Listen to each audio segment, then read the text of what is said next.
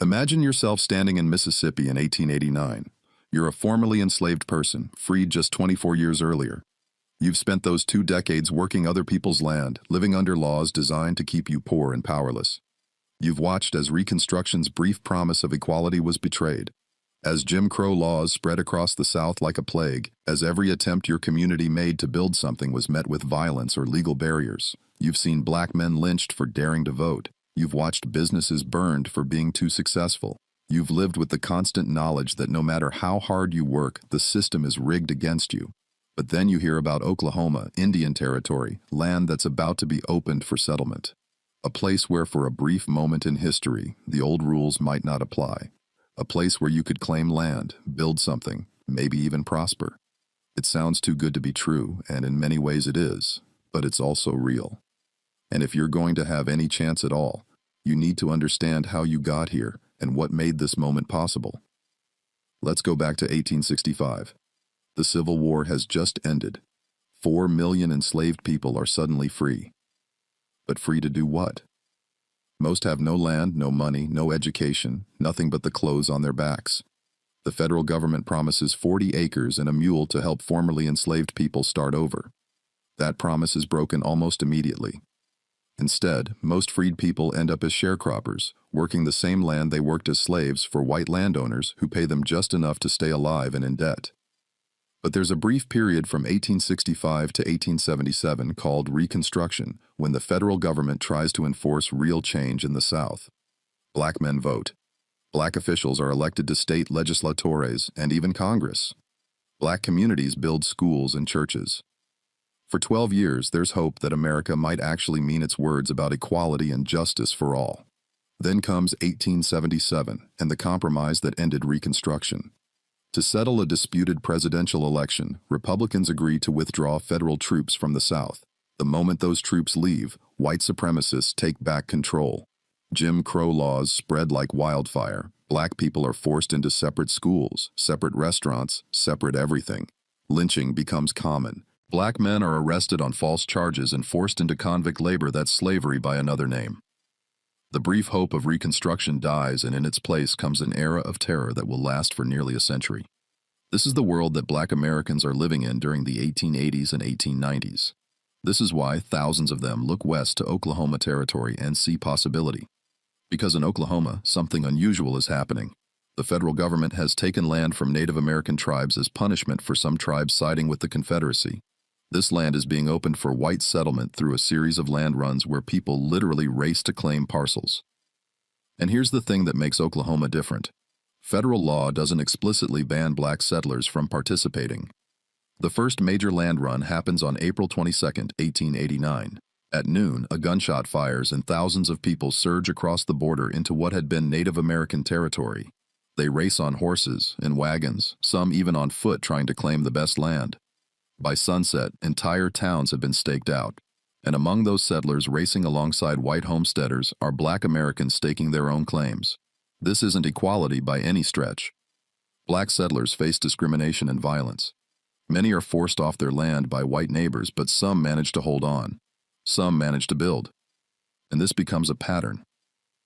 Throughout the 1890s, as more Oklahoma land opens for settlement, Black Americans keep coming. They establish all-black towns, places like Boley, Langston, Rentisville, Taft, towns where black people can live without white supremacy breathing down their necks, towns with black mayors, black sheriffs, black businesses.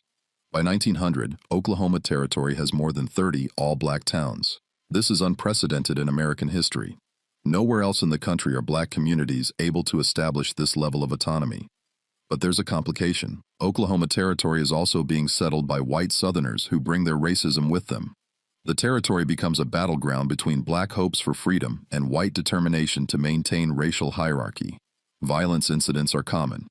But for now, for this brief window before Oklahoma becomes a state in 1907, there's space for black communities to grow. Into this complicated landscape comes a young man named O.W. Gurley, born into slavery in 1868. Gurley represents everything that the architects of slavery said was impossible. He's educated, he's ambitious, he's brilliant with money. After emancipation, his family moved to Arkansas where, against all odds, young Gurley got an education. He attended Wilberforce University in Ohio, one of the first black universities in America. He studied, he taught, he saved every penny. By the 1890s, Gurley is working as a teacher and principal in Arkansas, but he's watching events in Oklahoma with keen interest. He sees the land runs, he sees the opportunity. In 1893, he moves to Perry, Oklahoma, a small town that sprang up during one of the land rushes. He works, he saves, he invests carefully. And in 1905, he makes the move that will change history. He buys 40 acres of land on the north side of Tulsa, Oklahoma, in an area that will become known as Greenwood. Now, let's pause here and understand what Tulsa was in 1905. It was barely a town. Founded in 1898, it had maybe a few thousand people. But something was happening beneath the ground around Tulsa that would transform everything. Oil. The first oil well in the area was drilled in 1901. By 1905, more wells were being drilled every month. People were flooding into Tulsa, hoping to strike it rich. The town was growing at a breakneck pace, and Al Gurley, with the instincts of a born entrepreneur, recognized an opportunity. Tulsa was segregated from the start. The railroad tracks ran east to west through the town, and black residents were expected to live north of the tracks. White residents controlled the south side. This meant that black people working in Tulsa needed housing, needed services, needed businesses on the north side. Gurley saw this and understood if he controlled land on the north side, if he could build a community there, he wouldn't just be providing a service, he would be creating wealth. So Gurley buys his 40 acres and starts developing it. He names the main street, Greenwood Avenue, after a town in Mississippi where he had relatives. He begins selling lots to other black families. And here's the crucial part of his vision. He tells every buyer, every resident, spend your money with black businesses, hire black workers, bank with black banks. Keep the money circulating in our community. This isn't just moral philosophy, it's economic strategy. In a white-controlled economy, money spent with white businesses leaves the black community forever.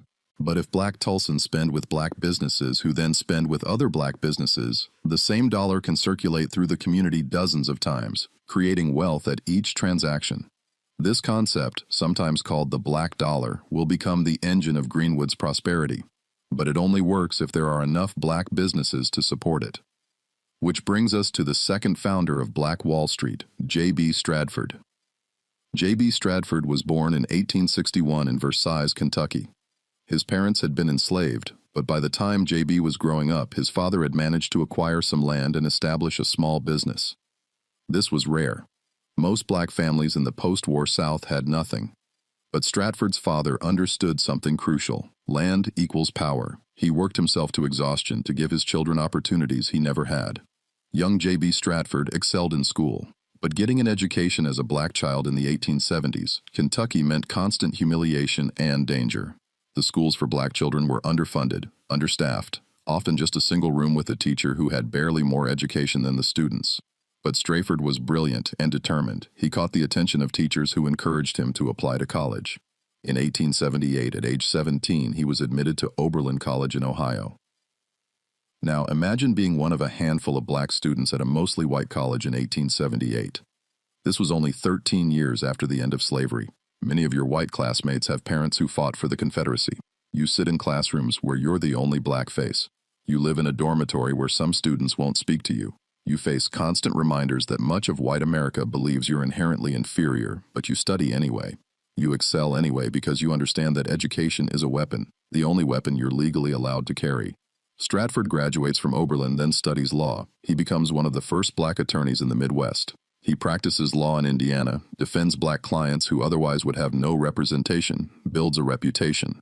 But practicing law as a black man in the 1890s means constant battles. White judges who don't take you seriously, white juries who won't believe your clients, whole legal systems designed to ensure black people lose. So in 1899, Stratford hears about Oklahoma Territory and sees the same opportunity Gurley saw, a place where he might be able to build something without constantly fighting against white supremacist systems. He moves to Tulsa. And when O.G. Gurley starts developing Greenwood, Stratford immediately sees the potential. In 1918, Stratford builds the Stratford Hotel on Greenwood Avenue. This isn't a small boarding house. This is a 54-room luxury hotel with a dining room, a pool hall, a saloon. It's the largest black-owned hotel in America. Black travelers coming through Tulsa, businessmen, entertainers, anyone passing through, They can't stay in white hotels because of segregation. So, they stay at the Stratford. And Stratford becomes wealthy. Not just comfortable, wealthy. He employs dozens of people. He invests in other businesses. He becomes a pillar of the community. But Gurley and Stratford aren't building Greenwood alone. Let me introduce you to some of the other pioneers who made Black Wall Street possible. John and Lula Williams arrived in Tulsa around 1913. They had almost nothing when they came. John had worked various jobs, saved carefully, and had a dream of opening a business. When they saw Greenwood, they saw opportunity. They opened Williams Confectionery, a small shop selling candy and ice cream. It was modest, but it was theirs. The community supported them, and the business grew. Then they opened the Dreamland Theater in 1914. The Dreamland Theater wasn't just a movie house, though it was that too. One of the first theaters in Tulsa to show motion pictures. It was a community gathering place. The Dreamland hosted live music, vaudeville shows, community meetings, everything. On any given night, you might see a jazz band, a touring theater troupe, or a local talent show. The Williams ran it with pride and professionalism. They employed local people. They gave young musicians their first paying gigs. The Dreamland became the cultural heart of Greenwood. Then there's Dr. A.C. Jackson. Let me tell you about this man, because his story captures something essential about what Greenwood represented. A.C. Jackson was born in 1878 in Memphis, Tennessee. He attended Meharry Medical College in Nashville, one of the few medical schools that would train black doctors. He became a surgeon, and not just any surgeon. He was brilliant. The Mayo brothers, who ran the famous Mayo Clinic, called him the most able Negro surgeon in America. Some accounts say they offered him a position at their clinic, which he declined because he wanted to serve the black community. Dr. Jackson moved to Tulsa around 1912 and set up practice in Greenwood. He performed surgeries that white doctors in Tulsa couldn't or wouldn't do. He treated patients regardless of their ability to pay. He trained younger black doctors. He saved lives, and he prospered. He built a beautiful home in Greenwood, raised his family, became respected even by white Tulsans who normally wouldn't acknowledge black excellence. There was Simon Barry, who started one of the first jitney services in Tulsa. Jitneys were early taxi services, basically cars for hire before taxis were officially organized. Barry bought vehicles, hired drivers, and soon was running a profitable transportation business. He owned multiple properties in Greenwood. There was Mabel B. Little, who became the first licensed black female attorney in Oklahoma. In an era when women of any race struggled to practice law and black people of any gender faced massive barriers, she somehow managed to pass the bar exam and establish a practice. She specialized in property law, helped black families navigate the complicated process of buying and keeping land. There were dozens of doctors, dentists, lawyers, teachers. There were shop owners, restaurant proprietors, hoteliers. There were people who started with nothing and built empires, and critically, there were the institutions that held it all together. Churches were the backbone of Greenwood's social structure. First Baptist Church, Mount Zion Baptist Church, and others provided not just spiritual guidance, but social services. Churches ran literacy programs, helped new arrivals find housing and work, organized community events. Sunday service was where the community came together, where business deals were discussed after the sermon, where social networks were maintained. Then there were the newspapers. J. Smitherman founded the Tulsa Star in 1913. This wasn't just a business, it was a voice. The Star covered local news, celebrated community achievements, and wasn't afraid to criticize injustice. When a black person was discriminated against in Tulsa, the Star wrote about it. When the community achieved something, the Star made sure everyone knew. Smitherman used his paper to advocate for civil rights, to encourage black economic development, to keep the community informed and organized. The Greenwood Business Directory by 1921 reads like a catalog of black capitalism succeeding despite every obstacle America could throw at it. Let me walk you through what existed on those 35 blocks that would become known as Black Wall Street. Chapter 3. The Building of an Empire. Picture Greenwood Avenue on a summer day in 1920. It's hot, the Oklahoma sun beating down, but the street is alive with activity. Let's walk down this street together, and I'll show you what Black Tulsa built. We start at the southern end near the railroad tracks that separate Greenwood from White Tulsa. Right here is the boundary, the physical line that segregation drew through the city. Cross these tracks going south, and you're in a different world. A world where you have to enter through back doors, where you can't try on clothes before buying them, where the nice restaurants won't serve you, no matter how much money you have. But cross north into Greenwood, and you're in a black world, a world where your money is good anywhere, where you're called sir and ma'am, where the businesses are owned by people who look like you and understand your struggles because they've lived them too. First building, you see the Stratford Hotel, 3 stories of brick and pride. The hotel is busy, a constant stream of guests checking in and out. Black businessmen from Kansas City, entertainers heading to the Dreamland Theater, families visiting relatives. The lobby has plush chairs, polished wood, newspapers from black communities across the country. The dining room serves breakfast, lunch, and dinner.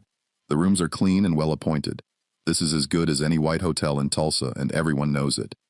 Next door is Williams' Confectionery. The smell of fresh candy hits you before you even reach the door.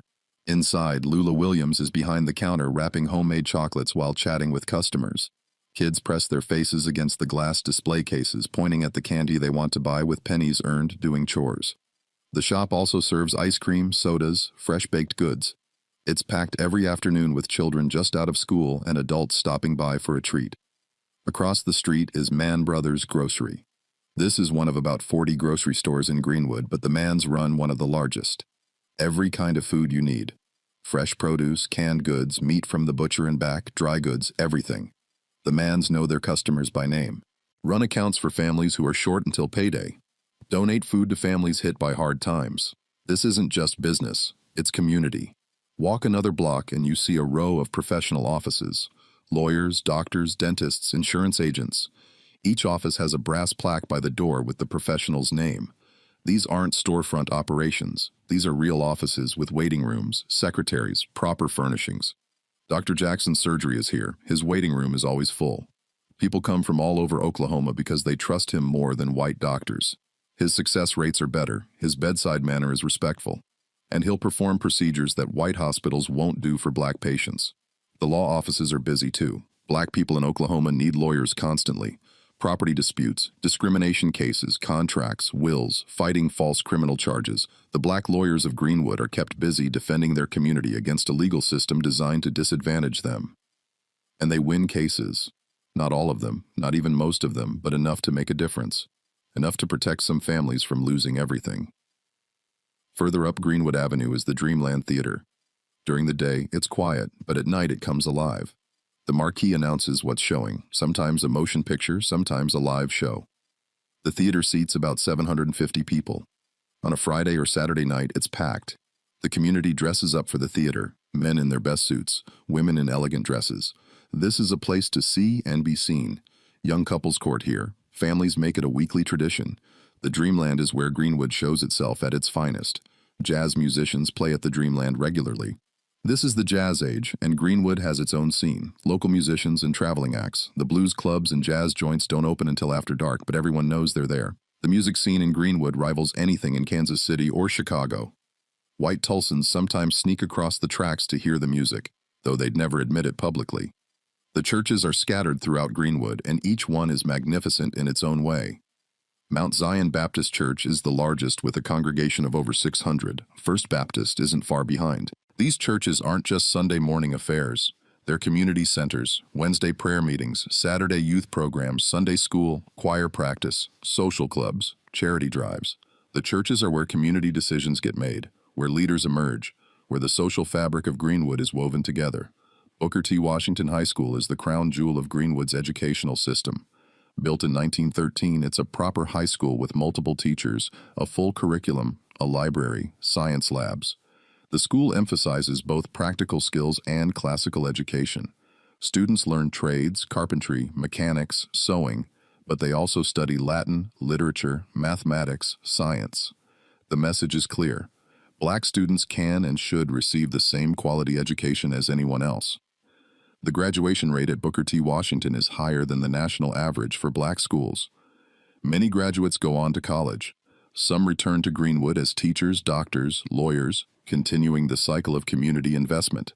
The banks deserve special mention. The Greenwood State Bank isn't the biggest bank in Tulsa, but it's the only one that will give black people fair terms on loans.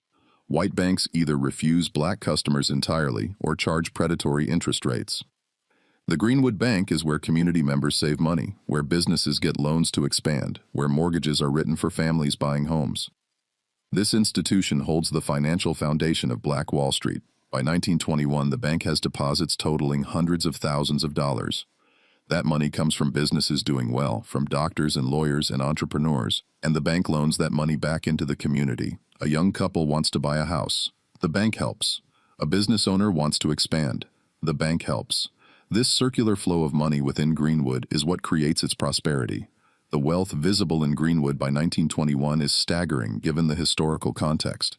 Remember, many of these families are just one or two generations removed from slavery. Their grandparents owned nothing, had nothing, were legally considered property. Yet here in 1921, you see, homes with indoor plumbing and electricity.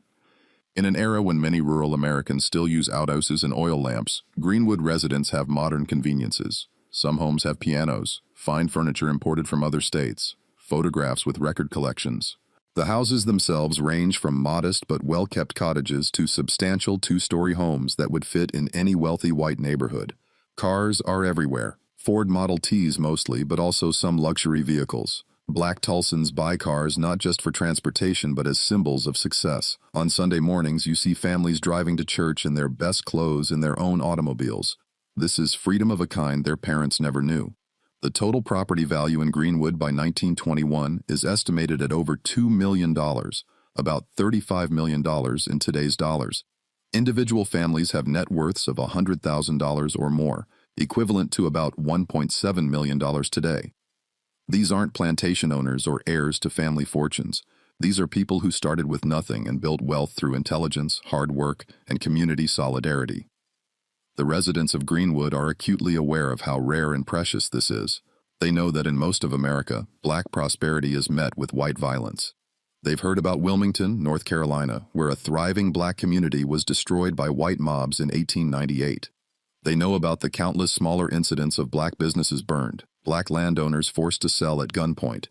They're careful. They're respectful in their dealings with white Tulsa. They try not to be too visible, too proud, too successful in ways that might provoke jealousy. But they also refuse to apologize for their success. Why should they? They've earned every penny legally. They've built their community through legitimate business, hard work, and mutual support.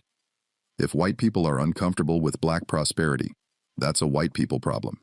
This attitude is new, and it comes largely from the younger generation, especially the black veterans returning from World War I. These men fought in France. They wore the American uniform. They risked their lives for democracy abroad, and they came home expecting to be treated with dignity. Many of them settle in Greenwood, drawn by its prosperity and pride. They're less willing to bow and scrape to white supremacy.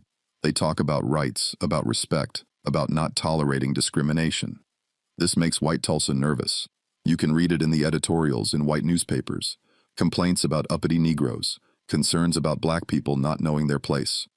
Fear masked as concern about law and order.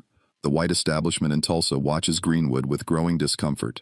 Some white businessmen resent the competition. Some white workers resent black prosperity when they themselves are struggling. Some white people simply cannot accept that black Americans can succeed. But for now, in early 1921, Greenwood is at its peak. Booker T. Washington had visited Tulsa before his death and called Greenwood the most prosperous Negro community in the United States. It's hard to argue with that assessment. The businesses are thriving, the community is growing. New families arrive every month, drawn by news of Black Wall Street spreading throughout the black communities of the South and Midwest. On a Saturday night in April 1921, Greenwood Avenue is packed. The Dreamland Theater is showing a picture. The restaurants are full. The shops are busy with people buying groceries for Sunday dinner. Music drifts from the jazz clubs. People stroll the sidewalks, greeting neighbors, catching up on community news. Children play in the streets under the watchful eyes of adults sitting on porches. It's a scene of American prosperity. Except everyone here is black. Ow. Gurley sometimes walks Greenwood Avenue in the evening, surveying what he helped build. He's in his 50s now, wealthy by any measure. He owns multiple properties. His initial investment of 40 acres has multiplied many times over, but more than the money, he's proud of the community. This is what he envisioned when he first bought that land in 1905, a place where black families could prosper, where black businesses could flourish, where black children could grow up seeing success that looked like them. J.B. Stratford feels the same pride. His hotel is the centerpiece of Greenwood Avenue. He employs dozens of people. He's respected throughout Oklahoma. He's proven that a black man can build something substantial, something lasting. Dr. A.C. Jackson continues his medical practice, saving lives and training younger doctors. The Williams continue running the Dreamland Theater and their confectionery. Teachers educate the next generation. Lawyers defend the community's interests. Ministers provide spiritual guidance, and ordinary families work their jobs, raise their children, save money, and dream of better futures. This is Black Wall Street in April 1921, a community of about 10,000 people living in 35 blocks that defy every racist assumption about black inferiority. A living reputation of the idea that black Americans can't build, can't prosper, can't create institutions that rival anything white America has produced. But none of them know that in just 6 weeks, everything they've built will be gone. The homes, the businesses, the churches, the schools, the dreams, all of it will burn. The streets where children now play will run with blood. The pride and prosperity visible on every corner will be reduced to smoking rubble and scattered ashes. And the people responsible will never be punished. The story will be covered up for 80 years, and America will forget that Black Wall Street ever existed. But we're getting ahead of ourselves. For now, in April 1921, Greenwood Avenue is alive with possibility. The worst is yet to come. And when it does come, it will come with a ferocity and coordination that makes clear this isn't a spontaneous riot. This is something far more calculated, something that will reveal truths about America that many would prefer to keep buried. To understand what happened in Tulsa in 1921, you need to understand that this wasn't one city. It was 2 cities occupying the same space, separated by railroad tracks and an ocean of hatred. Let me show you both sides of those tracks because the contrast is everything. Tulsa in 1921 is booming. The population has exploded from 1,400 people in 1900 to over 100,000 by 1920. This isn't gradual growth, this is a stampede, and the reason has one word: oil. In 1901, the first major oil well was drilled near Tulsa. Within a few years, oil derricks dot the landscape around the city. By 1921, Tulsa calls itself the oil capital of the world, and it's not an empty boast. More oil millionaires live in Tulsa than anywhere else in America. South Tulsa. White Tulsa is a city of extremes. Millionaires build mansions that rival anything in New York or San Francisco. The Southern Hills Country Club caters to oil barons who think nothing of spending thousands of dollars on a single party. Downtown Tulsa has modern office buildings, department stores, hotels with marble lobbies and crystal chandeliers. The theaters show the latest pictures from Hollywood. The restaurants serve fine dining. This is American capitalism at its most successful, at least for those who are white. But alongside this, wealth is grinding poverty. Oilfield workers, many of them recent immigrants or migrants from rural areas, live in tent cities and ramshackle housing. They work brutal hours for low pay while watching millionaires drive past in luxury cars. There's anger in white working-class Tulsa, anger at wealth inequality, anger at changing times, and that anger needs a target. The Ku Klux Klan is growing in Tulsa in 1920 and 1921. Not the Reconstruction-era Klan, but the new Klan that emerged in 1915. This version of the Klan presents itself as a civic organization. They hold parades, they recruit openly, they claim to stand for law and order, for American values, for Protestant Christianity, but underneath the rhetoric, it's the same hatred, the same white supremacy, the same terrorism. Klan membership in Tulsa is widespread. Police officers join, businessmen join, elected officials join. The Klan isn't some fringe organization in 1921 Tulsa. It's mainstream, it's respectable, and it makes no secret of its hatred for black Americans, Catholics, Jews, immigrants, anyone who doesn't fit their narrow definition of American. Now, segregation in Tulsa isn't just social custom, it's law. Oklahoma became a state in 1907, and one of the first things the new state government did was implement Jim Crow laws. Separate schools for black and white children, separate railroad cars, separate waiting rooms, separate water fountains, separate everything. Interracial marriage is illegal. Black people cannot serve on juries in cases involving white defendants. The law is explicitly designed to enforce white supremacy. But here's where Tulsa's situation becomes uniquely volatile. In most southern cities, black communities are poor and economically dependent on white businesses. White supremacists can point to black poverty as proof of racial inferiority. It's a circular logic. We oppress you, then point to the results of oppression as justification for more oppression. Greenwood breaks that cycle. The prosperity visible across the railroad tracks in North Tulsa directly contradicts white supremacist ideology. Black Tulsan aren't just surviving, they're thriving. They own property, they run businesses, they employ people, they drive cars, they send their children to good schools, they accumulate wealth, and they do all of this despite segregation, despite discrimination, despite every obstacle white Tulsa puts in their way. This success drives some white Tulsans absolutely crazy. You can read it in the newspapers. Articles about the Negro problem appear regularly in white Tulsa papers. Editorials complain about black people getting above their station. There are complaints about black men driving nice cars, about black women wearing fine clothes, about black professionals commanding respect. Some white business owners resent Greenwood economically. Why are black Tulsans spending money at black-owned businesses instead of at white businesses? In the twisted logic of segregation, white Tulsans want black money but don't want black people in their stores. They want black labor but don't want to pay fair wages. They want black subordination but are furious when black people create their own parallel economy. White workers, especially poor whites, feel additional resentment. They see black professionals earning more than they do. They see black families living in nicer homes. They see black children attending schools that might actually be better than the underfunded white schools in poor neighborhoods. This contradicts everything they've been taught about racial hierarchy. If black people aren't inherently inferior, then what explains poor whites' lack of success? Better to blame black people for taking what's ours than to confront the reality of class exploitation? Let me give you a specific example of this tension. In 1920, a black man in Tulsa, sources disagree on his name, bought a new car, a nice one. He drove it through downtown Tulsa, completely legal, minding his own business. A white police officer stopped him. The officer couldn't cite him for any violation. So instead, he made the black man get out of the car while the officer inspected it, looking for any excuse to issue a citation. Finding nothing, the officer warned the black man that he better be careful driving such a nice car because it might give people the wrong idea. The wrong idea. The idea that black people could be successful. That was threatening. Or consider this. In 1920, there was a minor incident at a business on the border between white and black Tulsa. A white customer and a black customer had a disagreement. Nothing violent, just an argument. The white customer called the police. When police arrived, they arrested only the black customer, even though witnesses said he'd done nothing wrong. When the black man's lawyer, one of Greenwood's attorneys, came to the police station to demand his release. The police threatened to arrest the lawyer too, for interfering with police business. These incidents happened regularly. Black Tulsans lived with the constant knowledge that at any moment, for any reason or no reason at all, white authority could come down on them. The only protection was staying in Greenwood, staying north of those tracks, staying in their own world. But even that wasn't really protection because white Tulsa watched Greenwood with a mixture of fascination, envy, and rage. Some white Tulsans would sneak across the tracks at night to visit Greenwood's jazz clubs to hear the music they couldn't hear in white venues, to experience the energy and culture they couldn't find in segregated white Tulsa. Then they'd go back across those tracks and vote for politicians who promised to keep Negroes in their place. The newspapers fed this resentment.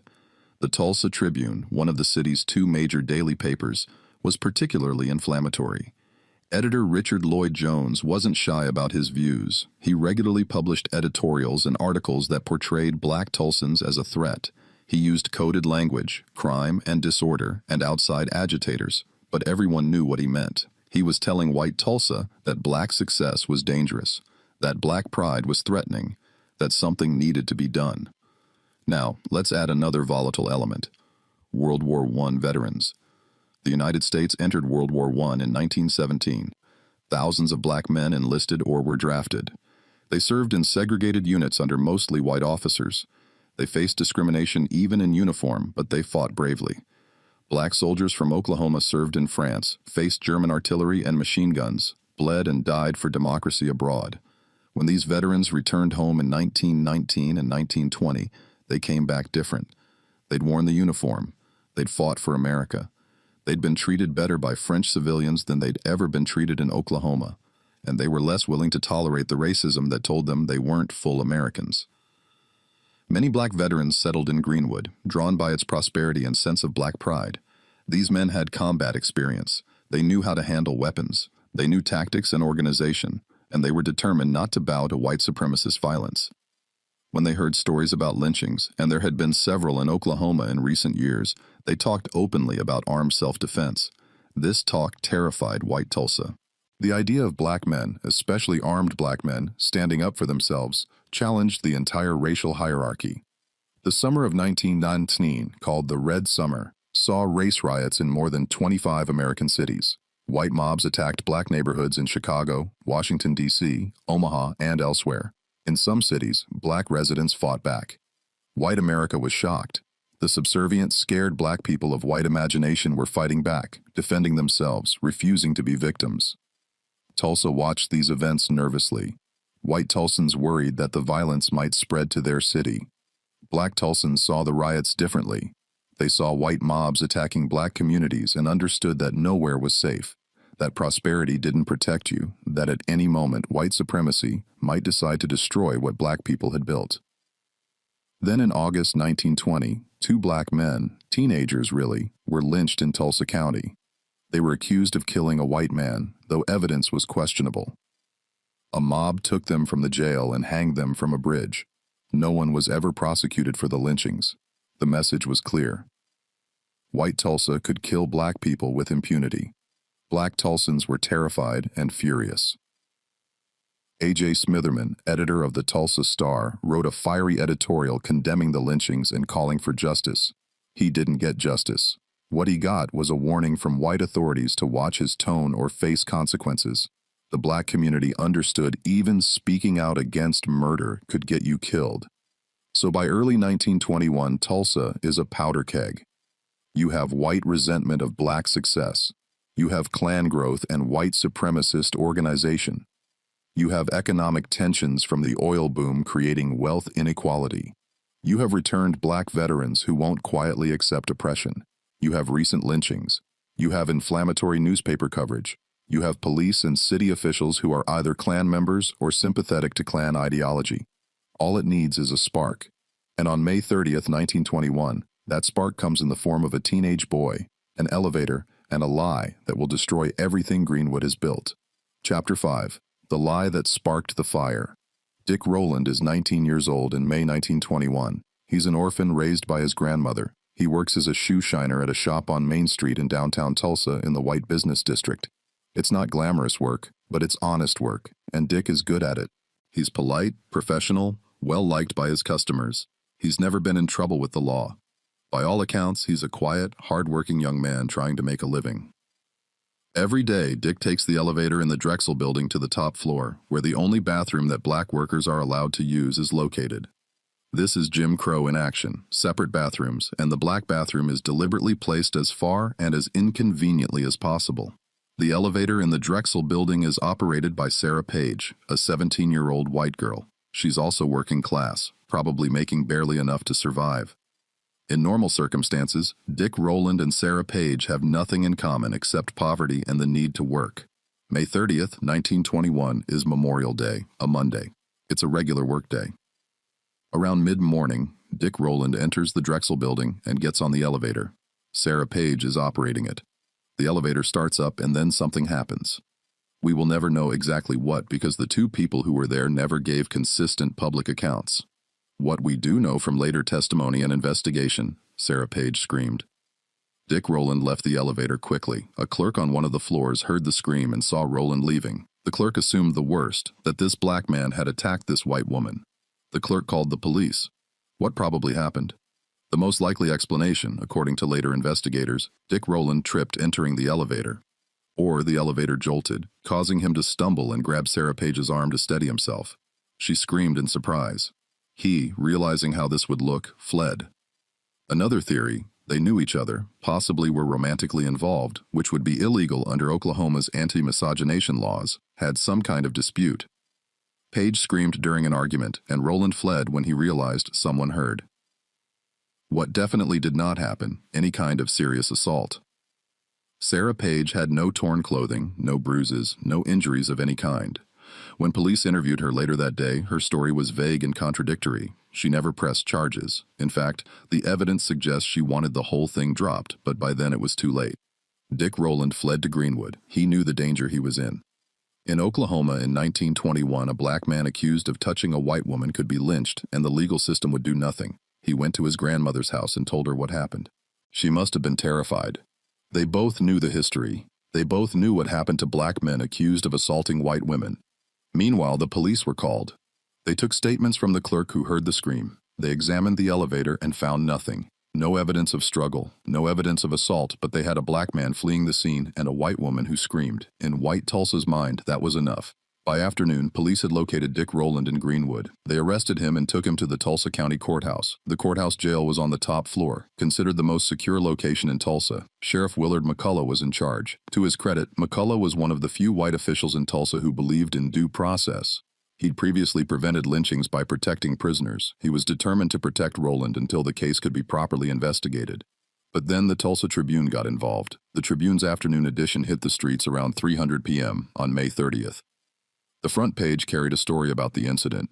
The headline, and here accounts differ because the Tribune later destroyed all copies of this edition, was something like, "Nab Negro for attacking girl in elevator." Some survivors remember a secondary headline or editorial that said, "To lynch Negro tonight."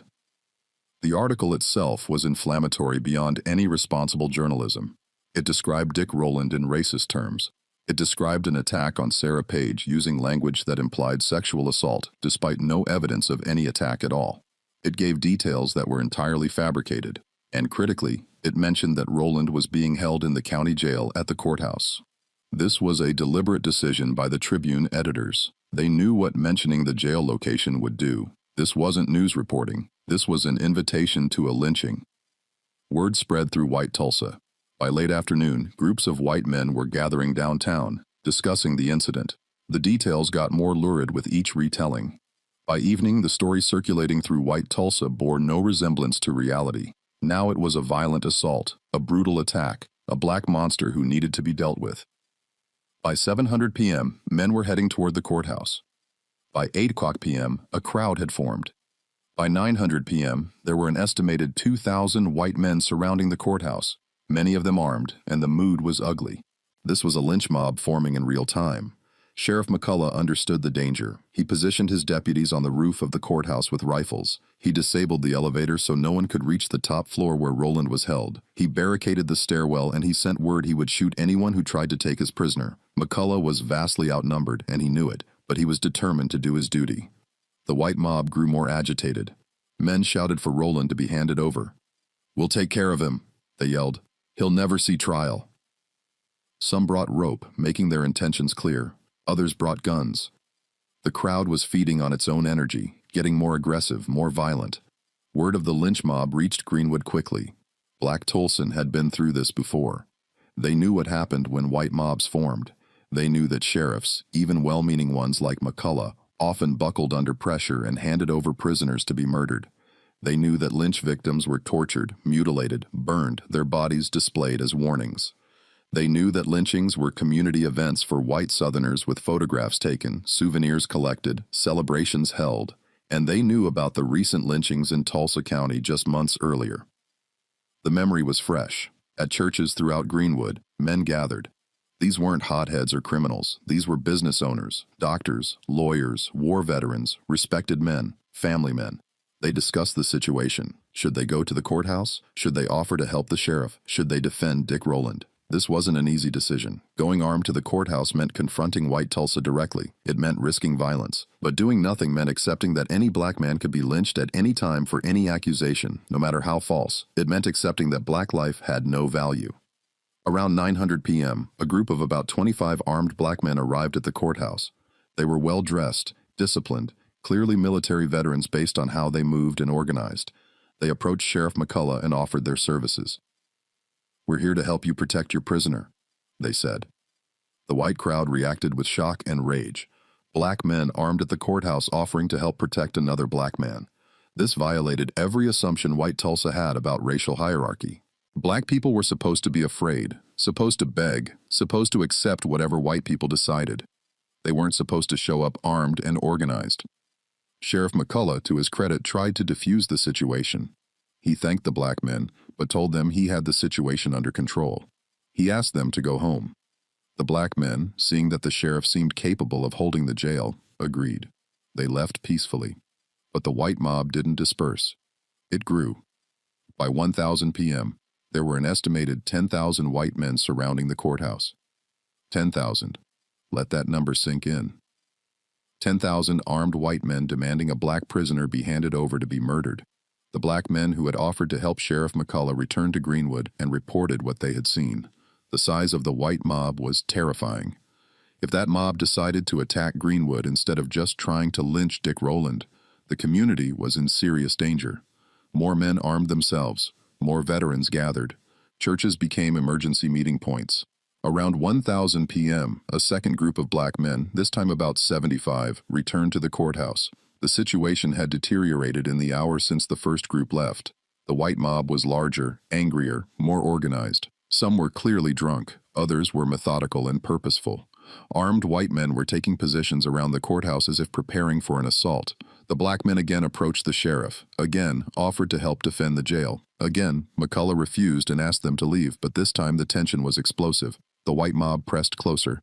Racial slurs were shouted. Threats were made. The black men maintained discipline, but they weren't backing down this time. Then it happened. A white man approached one of the black veterans, a man identified in later accounts as OB Man. The white man demanded that man hand over his weapon. Man, a World War I veteran, refused. "If you want my gun, come take it," he reportedly said. The white man grabbed for the gun. A struggle ensued. The gun discharged.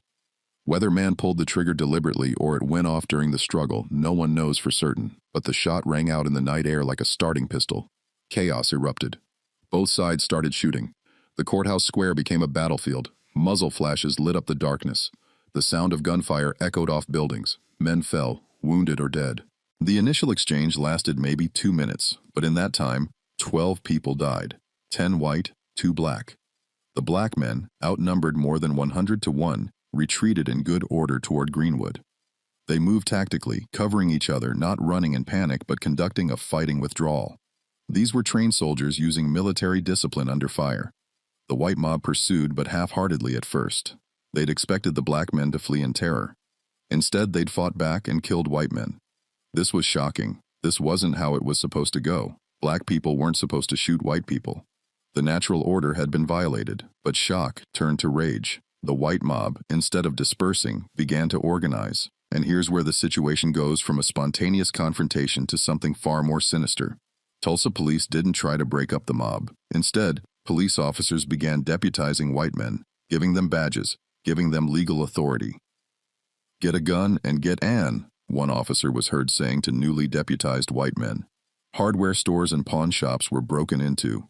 Guns and ammunition were looted with police standing by, watching, or actively participating. By 11 p.m., thousands of white men were armed and being organized into groups. This wasn't a spontaneous mob anymore. This was becoming a military operation. The National Guard was called, but there was confusion about who called them and what their orders were. Some Guard units didn't mobilize until the next morning. Those that did mobilize weren't sent to stop the white mob. They were sent to restore order, which in practice meant helping to round up black Tulsans. Meanwhile, in Greenwood, the community was preparing for the worst. Families barricaded themselves in homes. Veterans took up defensive positions along the railroad tracks and at the southern edge of the neighborhood. They knew white Tulsa was coming. They didn't know when or how, but they knew. Women and children were moved to interior rooms away from windows. Valuables were gathered, though where could you hide anything that would survive what was coming? Churches stayed open as refuge. Preachers led prayers. Some prayed for peace. Others prayed for strength. A few prayed for God to deliver vengeance on their enemies. Phone calls went out desperately trying to reach authorities who might help. Calls to the governor's office in Oklahoma City. Calls to federal authorities. Calls to anyone who might send help. But it was Memorial Day night. Offices were closed. And even if calls had gotten through, would help have come, or would authorities have sided with white Tulsa as they usually did? As midnight approached, sporadic gunfire could be heard. White men were taking shots at Greenwood from a distance, testing the defenses. Black defenders returned fire, trying to protect the perimeter. Neither side could see much in the darkness, so most shots went wild. But the psychological impact was enormous. Every crack of a rifle was a reminder that violence was coming. Families huddled together. Parents told children to be quiet, to stay down, to not look out windows. Older children understood something terrible was happening. Younger children sensed the fear even if they didn't understand why. This was supposed to be a safe community. This was supposed to be Black Wall Street where black families could prosper. Now it felt like a prison surrounded by enemies who wanted them dead. Ow. Gurley in his home on Greenwood Avenue must have looked out at the street he'd developed, the community he'd helped build. and known that by morning it might all be gone. J.B. Stratford in his hotel must have calculated the odds and realized his life's work was in jeopardy. Dr. A.C. Jackson, the brilliant surgeon respected even by white doctors, must have believed that reason would prevail, that his reputation would protect him, that mourning would bring sanity. He would be proven tragically wrong. The Williams family, John and Lula, looked at their dreamland theater, their confectionery, their home, and knew that white mobs had destroyed black prosperity before. They knew about Wilmington, they knew about Rosewood, they knew history, and they knew it was about to repeat. But they also felt defiance. They had built this. They had earned this. This was theirs. And if white Tulsa wanted to take it, black Tulsa would make them pay for it. The veterans manning the defensive positions weren't going to roll over. They'd fought Germans in France. They could fight white supremacists in Oklahoma. As dawn approached on May 31st, 1921, Greenwood waited. The most prosperous black community in America was about to face one of the worst incidents of racial violence in American history. Within 24 hours, 35 blocks of black excellence would be reduced to ash and rubble. Up to 300 black Americans would be dead, and the survivors would carry trauma that would last generations. But the residents of Greenwood didn't know that yet. In the pre-dawn darkness of May 31st, they still had hope that the authorities would restore order, that reason would prevail, that justice would be done. They didn't know that the authorities were part of the mob, that reason had fled Tulsa, and that justice would be denied for the next century. The sun was about to rise on Black Wall Street's last day. The sky is just beginning to lighten on May 31st, 1921, when the organized assault on Greenwood begins. The sun isn't up yet, but there's enough light to see, and what the residents of Greenwood see is terrifying. Thousands of white men armed with rifles, shotguns, and pistols are massing at the borders of their community. This isn't a mob anymore. This is an army. Let me put you in Greenwood at that moment. You're a black veteran, one of the men who returned from the courthouse the night before. You've been awake all night, rifle in hand, watching the southern boundary near the railroad tracks. You've heard sporadic gunfire through the night. You've heard the sounds of the mob organizing. You've seen headlights of cars moving into position. And now, as dawn breaks, you see them clearly for the first time. They're everywhere. Hundreds, maybe thousands, spread out along the railroad tracks, more coming from the west, more from the south. They're moving into position with coordination. That suggests planning. Some are in groups of a dozen or more, taking cover behind buildings and vehicles.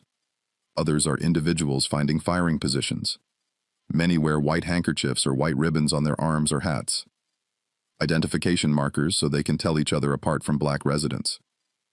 You look down Greenwood Avenue behind you, your community, the street you've walked 100 times, where you know every business owner, where children play and families gather. In a few minutes, those white men are going to try to destroy it, and there aren't enough defenders to stop them. The black defenders are spread thin along the perimeter, maybe 100 men, probably fewer, trying to guard multiple blocks. They're mostly veterans, men who know how to fight, but they're outnumbered at least 50 to 1. They have hunting rifles, shotguns, pistols, personal weapons. The white mob has the same, but also has the advantage of numbers, of police support, of knowing that no law will punish them for what they're about to do. The first shots come from the white side around 500 a.m., just as the sun breaks the horizon. Not a single shot, but a volley. Dozens of rifles firing at once. The sound is deafening. Bullets slam into buildings, shatter windows, kick up dirt. The black defenders return fire. For a few minutes, it's a genuine firefight.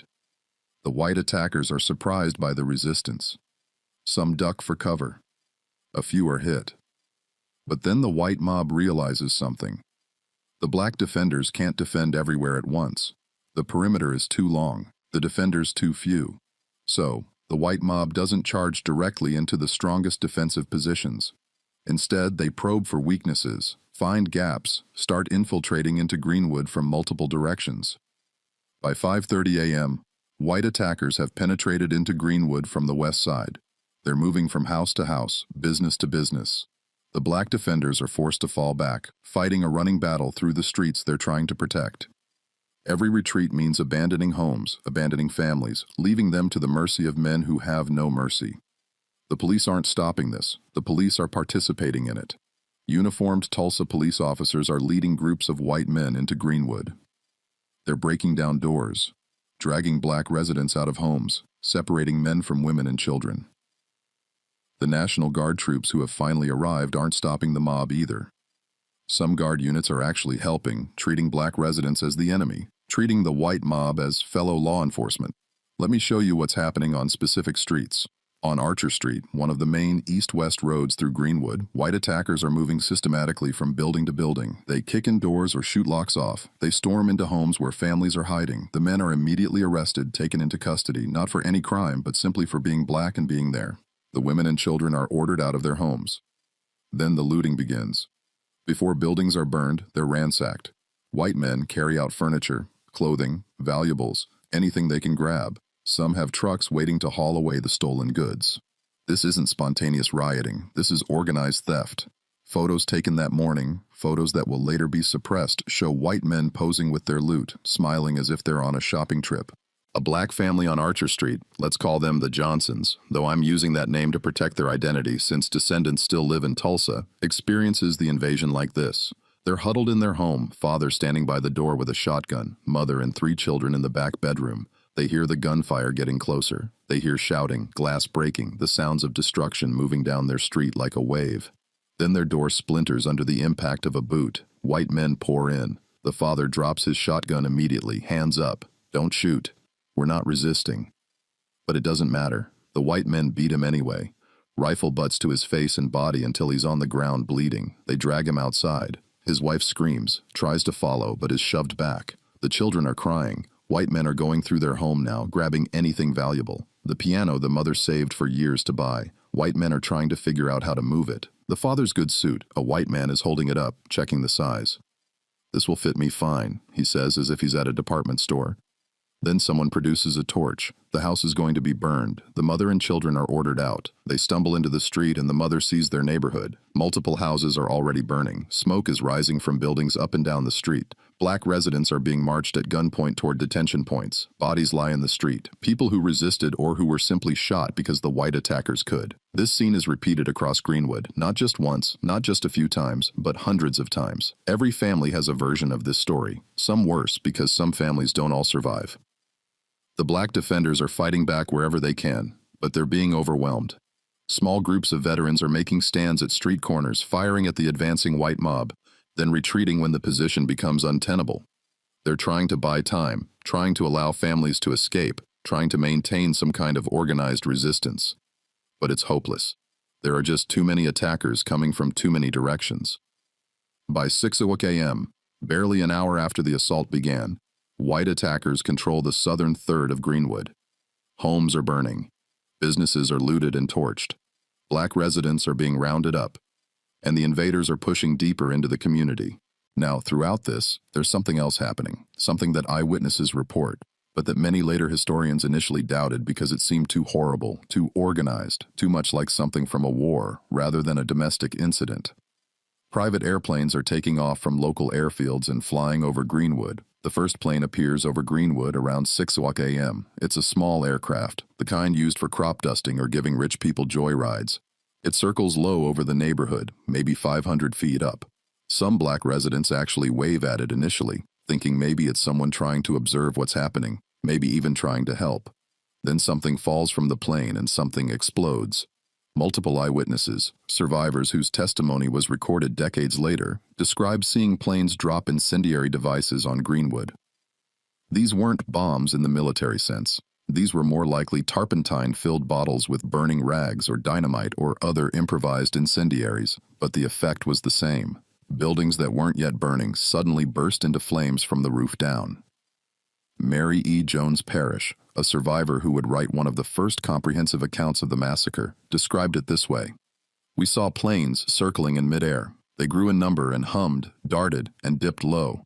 I could hear something like hail falling upon the top of my office building. Down East Archer, I saw the old Midway Hotel on fire, burning from its top, and then another and another and another building began to burn from their top." Notice what she says. Buildings burning from the top. Fire normally starts at ground level and rises. But multiple buildings across Greenwood suddenly had fires starting on their roofs. Insurance adjusters who later surveyed the damage noted this unusual pattern. They concluded that aerial attack was the most likely explanation, though their reports were suppressed or ignored. B.C. Franklin was a black attorney in Greenwood who survived the massacre. He wrote, A Roper airplanes were used to drop turpentine balls on the Negro residences. Franklin's account was dismissed by many white historians for decades, but he wasn't the only witness. Dozens of survivors reported the same thing: planes dropping incendiaries. Dr. R.T. Bridgewater, another survivor, gave testimony that planes were dropping nitroglycerin bombs. Whether it was actually nitroglycerin or other incendiaries doesn't change the fundamental fact. Private aircraft were weaponized against American civilians on American soil. Let me be clear about what this means. This was one of the first aerial bombardments of a civilian population in American history. The technology to do this had existed for only a few years. World War I had ended just 3 years earlier. The idea of using planes as weapons against ground targets was still relatively new, and here in Tulsa, Oklahoma, white attackers were using this technology against black Americans. Who flew the planes? We don't know for certain because no one was ever prosecuted, but Tulsa had several small airfields in 1921. Rich men owned private planes. The oil boom had made aviation increasingly common in Tulsa. Multiple men in Tulsa knew how to fly, and at least some of them volunteered their aircraft for this attack. Imagine being on the ground in Greenwood as this is happening. You're already dealing with white mobs attacking from the ground. You're already watching your neighborhood burn, watching neighbors being beaten or killed, watching your world collapse. And now there are planes overhead, dropping fire from the sky. There's no defense against that. You can't shoot at planes with hunting rifles. You can't hide from incendiaries that start fires from above. You can only run. And that's exactly what thousands of Greenwood residents are now doing. Running, fleeing north away from the advancing white mob, trying to escape the gunfire and the flames. Families grab whatever they can carry. Sometimes children, sometimes a few possessions, sometimes nothing at all, and run. The streets are chaos. People screaming, crying, looking for family members. Children separated from parents in the panic. Elderly residents who can't move fast enough left behind. The fires are spreading rapidly. Greenwood's buildings are mostly wood frame construction. Once one building catches fire, the wind carries embers to the next. By 700 a.m., multiple blocks are fully engulfed. The smoke is thick, black, rising in massive columns visible from miles away. The heat is intense. The sound is overwhelming. The roar of flames, the crack of burning wood, the crash of collapsing buildings, all overlaid with constant gunfire. The white attackers are working systematically. They're not just burning randomly. They're targeting the most important buildings. Churches are set on fire. Schools are torched. The Stratford Hotel, that magnificent 54-room symbol of black success, is looted first, then burned.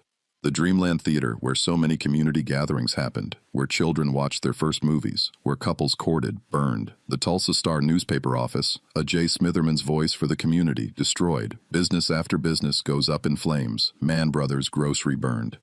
Williams Confectionery looted and burned. Dr. Jackson's medical office destroyed along with all his equipment and patient records. Law offices with their files and records gone. The Greenwood State Bank broken into. Money stolen, then burned. By 8 o'clock a.m., the destruction is nearly complete in the southern half of Greenwood. What took years to build is destroyed in hours. The wealth accumulated through hard work and community support is stolen or turned to ash, and still the white mob pushes forward, burning and looting as they go. But we need to talk about the human cost, because the destroyed buildings, as terrible as that is, isn't the worst part. The worst part is what happened to the people. Not everyone who stayed in their home was arrested. Some were murdered. The exact number will never be known, but it was substantial. Bodies were found in burned-out buildings. Bodies were found in the streets. Bodies were found in yards, in alleys, in places where people tried to hide. And many bodies were never found at all because they were taken and disposed of. Let me tell you about Dr. A.C. Jackson because his death encapsulates the injustice of what happened. Remember, he was called the most able Negro surgeon in America by the Mayo brothers. He was respected even by white Tulsa's medical establishment. He had white colleagues, white friends.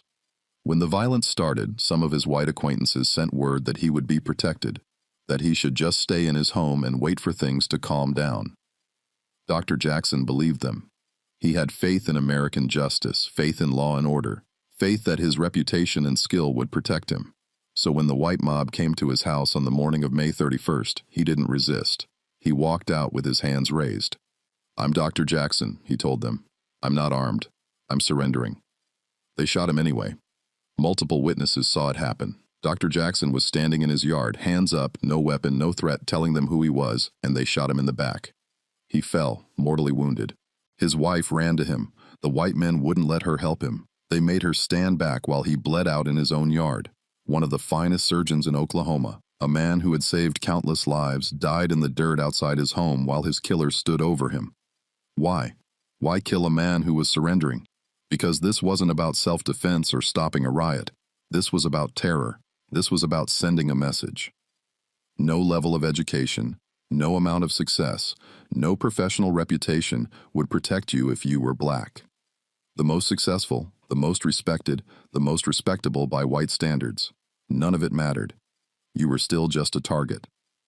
Dr. Jackson's murder was witnessed by multiple people. Everyone knew who did it. No one was ever charged. His widow eventually left Tulsa. What else could she do? Stay in a city that murdered her husband and called it justice. But Dr. Jackson's story, though tragic at least, is known. He was famous enough that his death was recorded. What about all the others? What about the families whose names we don't know? There was an elderly couple. Survivors later testified about this, who were too old to evacuate. They stayed in their home when the white mob came through their neighborhood. White men kicked in their door, beat the elderly man, then set the house on fire with both of them still inside. Neighbors trying to help were driven back by gunfire. The couple burned to death in their home of many years. There were teenagers, boys really, who were shot while trying to defend their families. There were mothers killed while trying to protect their children. There were babies who died from smoke inhalation when buildings were set on fire. There were people with disabilities who couldn't evacuate and were left to die in the flames. And there were executions. Not heated violence, not killing in the moment, but cold-blooded murder. Black men who had already surrendered were taken to alleys or vacant lots and shot. Their bodies were left where they fell, or in some cases thrown into the Arkansas River or buried in mass graves. One survivor, a young man at the time, testified decades later about seeing white men line up a group of black men against a wall and shoot them. Just execute them. No trial, no charges, no anything, just murder. When asked why no one reported it to authorities at the time, he laughed bitterly. The authorities were doing the shooting, he said. Women and children weren't immune either. While white men focused on killing black men, women were beaten, assaulted, terrorized. Some women were sexually assaulted. Testimony about this came out decades later from survivors who were finally willing to speak about it. Children watched their fathers beaten or killed. The psychological trauma was immeasurable. Let me walk you through what happened to specific families based on survivor testimony. The Mann family, O.B. Mann, was the veteran who had been at the courthouse the night before. He returned to Greenwood and tried to defend his family's home. He exchanged gunfire with white attackers until he ran out of ammunition. Then he fled with his wife and children through the railway cut, a depression where railroad tracks ran. They hid in tall grass while white men searched for them, occasionally firing into the grass, hoping to hit anyone hiding there. The Mann family survived, but O.B. Mann's parents, who lived in a different house, were both killed. He never saw their bodies. They were simply gone, lost in the chaos. The Goody family. Carly Goody was 8 months pregnant. When white men came to their house, Carly and her husband Calvin tried to hide in the attic. The white men set the house on fire. Calvin had to break through the roof to escape, then help Carly down while the house burned. They lost everything. Carly went into premature labor days later. The baby survived, but Carly was never the same. She had nightmares for the rest of her life about being trapped in that burning attic. The Williams family, John and Lula Williams, watched the Dreamland Theater burn. Everything they'd built, their community's gathering place, gone in minutes. They evacuated with only the clothes on their backs. The confectionery where they had served ice cream to generations of children, destroyed. Their home looted and burned, years of work erased in hours. John Williams would later write, "I stood watching the most substantial of my earthly possessions go up in smoke, and nothing I could do but watch." Mount Zion Baptist Church, one of the largest and most beautiful churches in Greenwood, was burned to the ground. The church had been built with donations from the entire community, with people giving what they could afford with volunteer labor from members. It represented faith and community and sacrifice. The white mob burned it like it was nothing. First Baptist Church, same fate. Every church in Greenwood was destroyed, every single one. Booker T. Washington High School, where so many black children got the education that was supposed to lead to better lives, was thoroughly destroyed. The library, the science labs, the classrooms, all of it burned or damaged beyond repair. The message was clear. White Tulsa didn't want black children educated. By 900 a.m. on May 31st, most of Greenwood's, south of the Frisco tracks, was burning. or already burned. The white mob continued pushing north, destroying everything in its path. Black residents who hadn't evacuated yet were now desperate to escape. The roads north out of Greenwood were packed with refugees, people carrying children, dragging suitcases, helping elderly relatives, all fleeing for their lives. Some white Tulsans, to be fair, tried to help. There are accounts of white families hiding black neighbors, of white people giving black refugees rides out of the danger zone, of white citizens trying to stop the violence. But they were a small minority and they risked being attacked themselves if the mob saw them helping black people. The vast majority of white Tulsa either participated in the attack or watched it happen without intervening. Some treated it like entertainment, driving to the edges of Greenwood to watch the neighborhood burn. Photos show white people posing in front of burning buildings, smiling for the camera as if they're at a spectacle rather than witnessing mass murder and destruction. By 10 o'clock a.m., the organized resistance by black defenders had completely collapsed. There was no perimeter anymore, no defensive line. It was just survival. Every man for himself, every family running, everyone trying to escape. The defenders who had fought so bravely through the morning were now trying to save their own families to help as many people evacuate as possible. The white mob, meeting less resistance, became more brazen. They weren't just burning buildings anymore. They were destroying them systematically. Dynamite was used to demolish structures that weren't burning fast enough. The goal seemed to be to ensure that nothing could be salvaged, that rebuilding would be impossible. The smoke from Greenwood was visible from miles away. People in other Oklahoma cities could see it. Train passengers passing through Tulsa saw the smoke and wondered what was burning. Within Tulsa, white residents downtown could see the massive columns of black smoke rising from North Tulsa. They knew what was happening, and most of them approved. By noon on May 31st, approximately 18 hours after the initial confrontation at the courthouse, Greenwood was gone. 35 blocks, more than 200 homes, over 300 businesses. Every church, every school, every community institution destroyed. The most prosperous black community in America had been reduced to smoking ruins in less than a day. But the violence wasn't over. Now came the roundup. The arrests, the detention of the survivors because white Tulsa wasn't satisfied with just destroying Black Wall Street. They wanted to punish the survivors for daring to defend themselves, for daring to build something in the first place, for daring to be successful while black.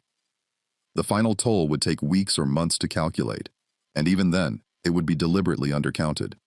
Official reports would claim 36 deaths, a number so obviously false that even white Tulsans knew it was a lie. The real number was never determined with certainty. Mass graves were dug and filled, bodies were thrown in the river, some people simply disappeared and were never accounted for.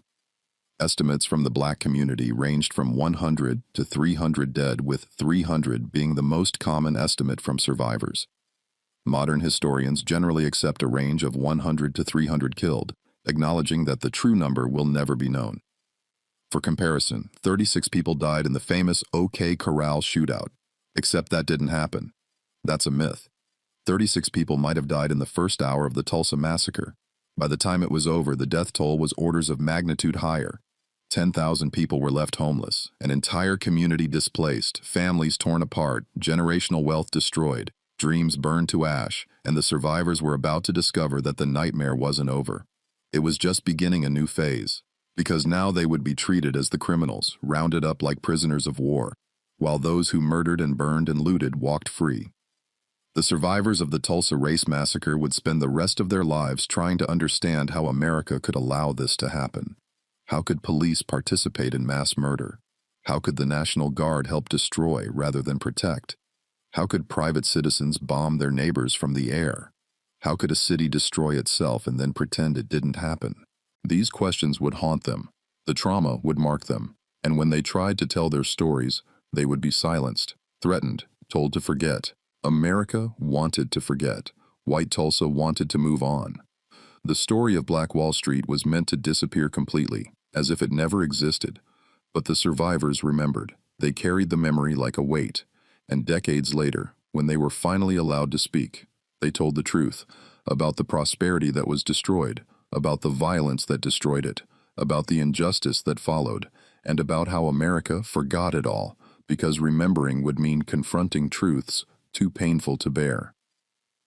By early afternoon on May 31st, the burning has mostly stopped, not because the white mob showed mercy, but because there's nothing left to burn in Greenwood. 35 blocks of ash and rubble, smoke still rising from the ruins. And now begins a new phase of the nightmare. The mass arrest and detention of the survivors. Imagine you've just survived the worst day of your life. Your home is gone. Your business is destroyed. Maybe you've seen family members killed. You've been running for hours, terrified, traumatized. You're exhausted, in shock, possibly injured. You're standing somewhere north of what used to be your neighborhood, trying to figure out what to do next, where to go, how to survive. And then armed men approach you, not to help, to arrest you. That's what happened to thousands of Black Tulsans on May 31st and June 1st. National Guard troops and police, backed by armed white civilians who'd been deputized during the attack, began systematically rounding up every black person they could find. Men, women, children, elderly, infants, everyone. If you were black and in or near Tulsa, you were arrested. The official justification was protective custody. The authorities claimed they were protecting black residents from the mob, but that made no sense. The mob had just spent hours attacking black residents with police help. The police had deputized the mob, the National Guard had assisted in the destruction, and now, suddenly, these same authorities claimed they were protecting the victims. No, this was something else. This was about control, punishment, and covering up what had just happened. The roundup was methodical. Troops swept through what remained of Greenwood and the areas where survivors had fled. Black residents were ordered at gunpoint to march to detention centers. No explanations, no charges, no warrants, just orders. Get moving now. Anyone who hesitated or questioned was threatened or beaten. Families were separated during the march. Men were sent to one detention center, women and children to another. Parents desperately tried to keep track of their children in the chaos. Elderly residents struggled to keep up with the forced march. Some collapsed and were dragged or carried by other detainees. The guards showed no sympathy. Move faster. Stay in line. Shut up. The main detention center was the convention hall in downtown Tulsa. This was a large building used for exhibitions and public events. Now it became a prison camp holding thousands of Black Tulsans. McNelta Baseball Park was another major detention site, an outdoor stadium where people were held in the open with no shelter. The fairgrounds also served as a detention center. By the evening of May 31st, an estimated 6,000 Black Tulsans were in detention. By June 1st, that number had grown to nearly 10,000. Essentially the entire black population of Tulsa. Think about that. An entire community imprisoned without charges, held at gunpoint for the crime of being black in Tulsa during a white riot. Let me describe the conditions. At Convention Hall, thousands of people were packed into a space meant for hundreds. There was no food initially, no water, no sanitation. People sat or stood pressed together in the June heat. The smell became overwhelming. Thousands of unwashed bodies, no toilets, no ventilation. Children cried. Adults tried to comfort them, but had nothing to offer. No food, no water, no answers to the question every child asked, when can we go home? At McNelta Baseball Park, the conditions were even worse. This was an outdoor facility. The June Oklahoma sun beat down mercilessly. There was some water, a few spigots that guards grudgingly allowed people to access, but nothing like enough for thousands of people. No shade. People took off clothes to create makeshift shelters for children and elderly. Guards with rifles surrounded the perimeter. Anyone who approached the fence was threatened.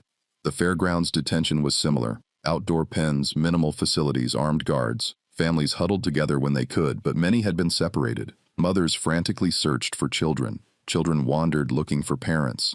Elderly residents, some of whom had medical conditions, began to deteriorate, and the guards did nothing to help. This was punishment, not protection. After the first day, some food appeared. White churches and the Red Cross provided minimal rations, bread, water, occasionally soup. But it wasn't nearly enough. People were hungry, thirsty, exhausted. Some were injured from the attack and received no medical attention.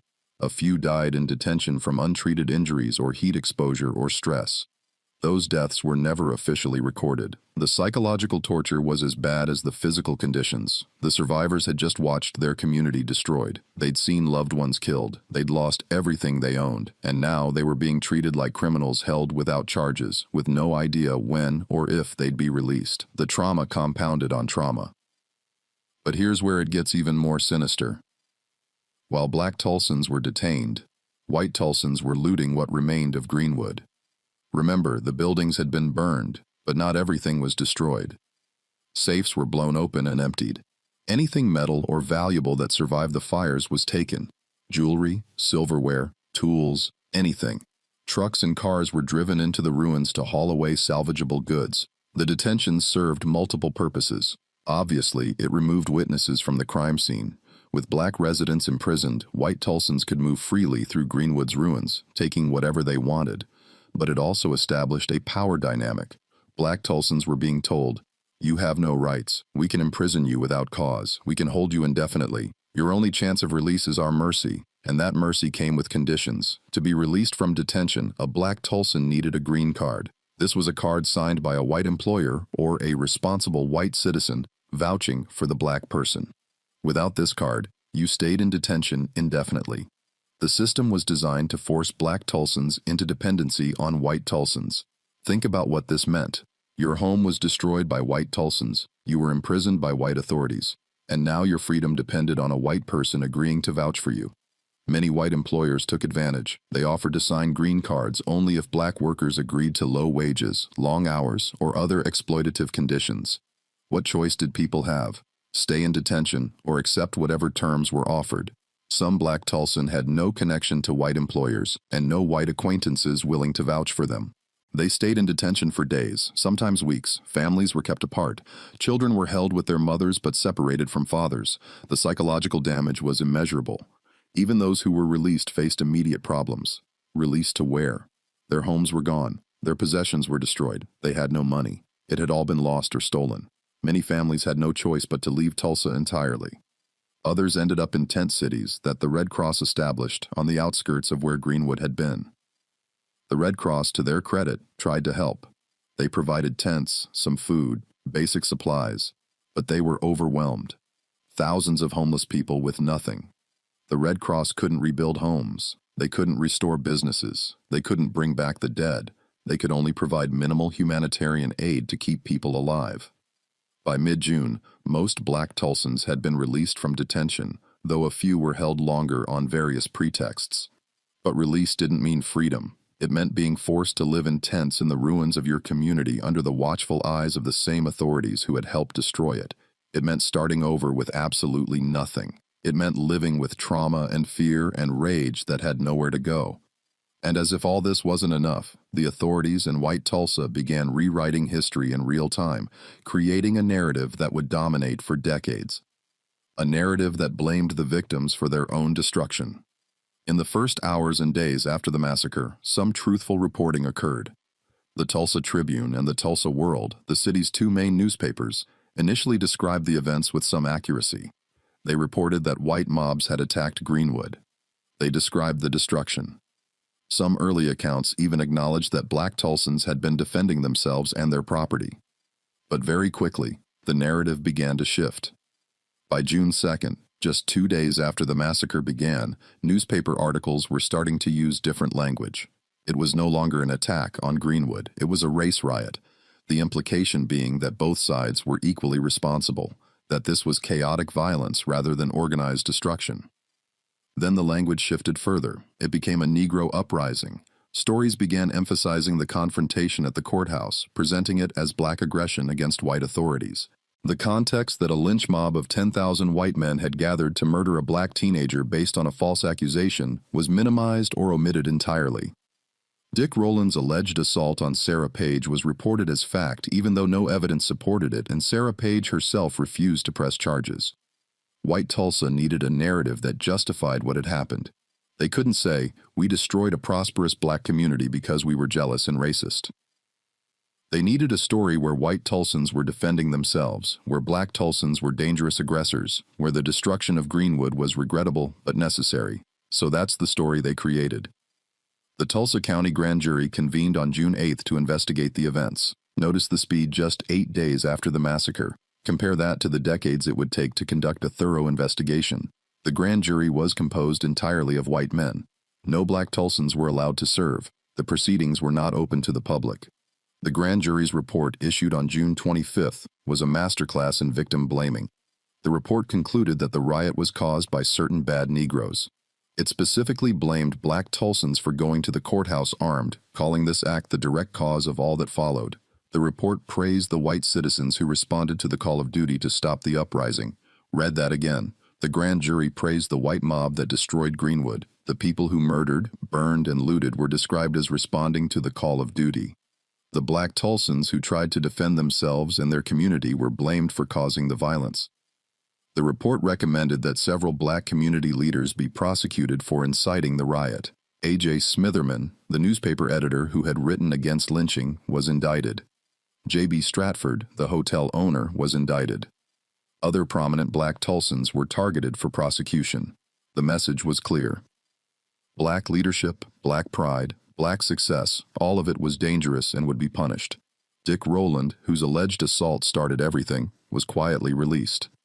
Sarah Page refused to testify against him.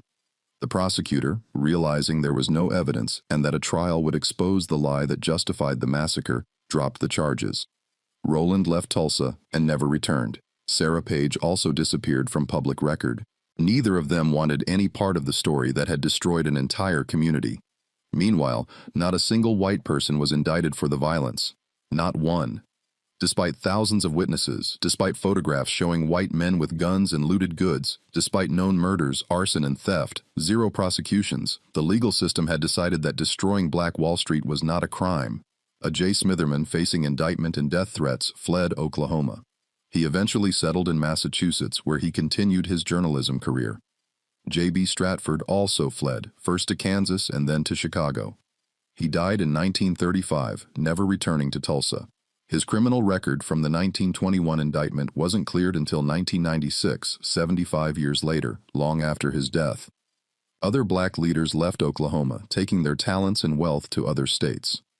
Brain drain on a massive scale. Now let's talk about the insurance situation, because this is where the economic destruction became permanent. Black Tulsans had insurance on their homes and businesses. They'd been responsible property owners, paying premiums, following the rules. When their properties were destroyed, they filed claims. Every single claim was denied. The insurance companies pointed to clauses in policies that excluded coverage for riot or insurrection. Since the grand jury had declared this a riot, the exclusions applied. Never mind that it wasn't a riot in any meaningful sense. It was an organized attack with government participation. Never mind that black property owners had paid premiums specifically for protection against loss. The insurance companies refused to pay a single dollar. Black Tulsans sued. The cases went to Oklahoma courts. The courts sided with the insurance companies every time. The legal reasoning was circular. It was declared a riot. Policies exclude riots. Therefore, no coverage. The fact that calling it a riot was itself part of the cover-up didn't matter to the courts. The message was clear. The system would not help black Tulsans recover. Think about what this meant economically. The estimated property damage was $1.5 to $2 million in 1921, roughly $27 to $35 million today. That's the immediate loss, but insurance exists precisely to help people rebuild after disasters. Without insurance payouts, most black Tulsans had no capital to rebuild. They'd lost everything and had no way to recover. Some families left Tulsa for good, joining the Great Migration to northern cities, where they hoped for better treatment. Others stayed, but could only afford to rebuild modest homes, nothing like what they'd lost. The businesses that had made Greenwood prosperous, most never reopened. The doctors, lawyers, and entrepreneurs, many left for cities where their work wouldn't be destroyed overnight.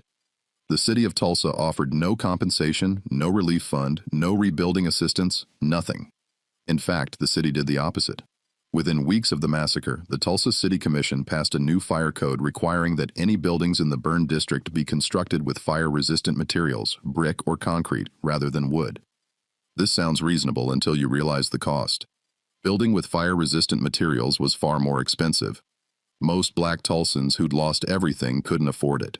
This was a deliberate attempt to prevent Greenwood from being rebuilt. If black Tulsans couldn't afford to rebuild to code, their land could be seized or purchased cheaply by white developers. Some white Tulsans saw this as an opportunity.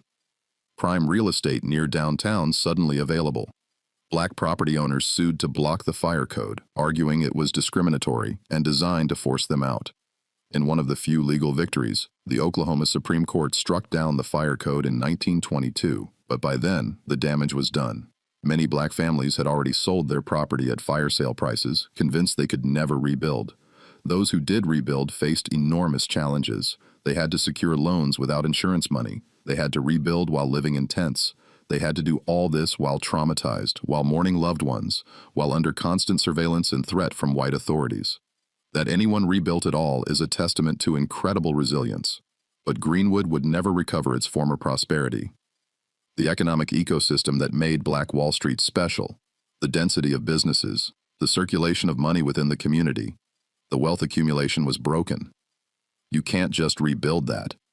It takes decades to develop, and it was destroyed in hours. As weeks turned to months, something even more insidious than the massacre itself began happening. The systematic erasure of evidence that it had occurred at all. This wasn't accidental. This was deliberate policy by Tulsa's white establishment to ensure that what happened in May 1921 would be forgotten. Start with the newspaper archives.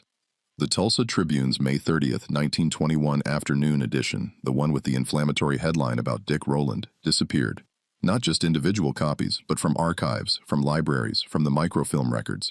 Years later, when historians tried to research what that headline actually said, they found nothing. The newspaper claimed the records were lost or damaged. But specific records from specific days don't just disappear unless someone wants them to. Other newspaper archives were selectively edited. Articles that described white violence too explicitly were removed from bound volumes. Photographs were taken from files. The Tulsa World's Archive for June 1921 is incomplete with key pages missing. The official explanation is always the same: lost, damaged, misplaced.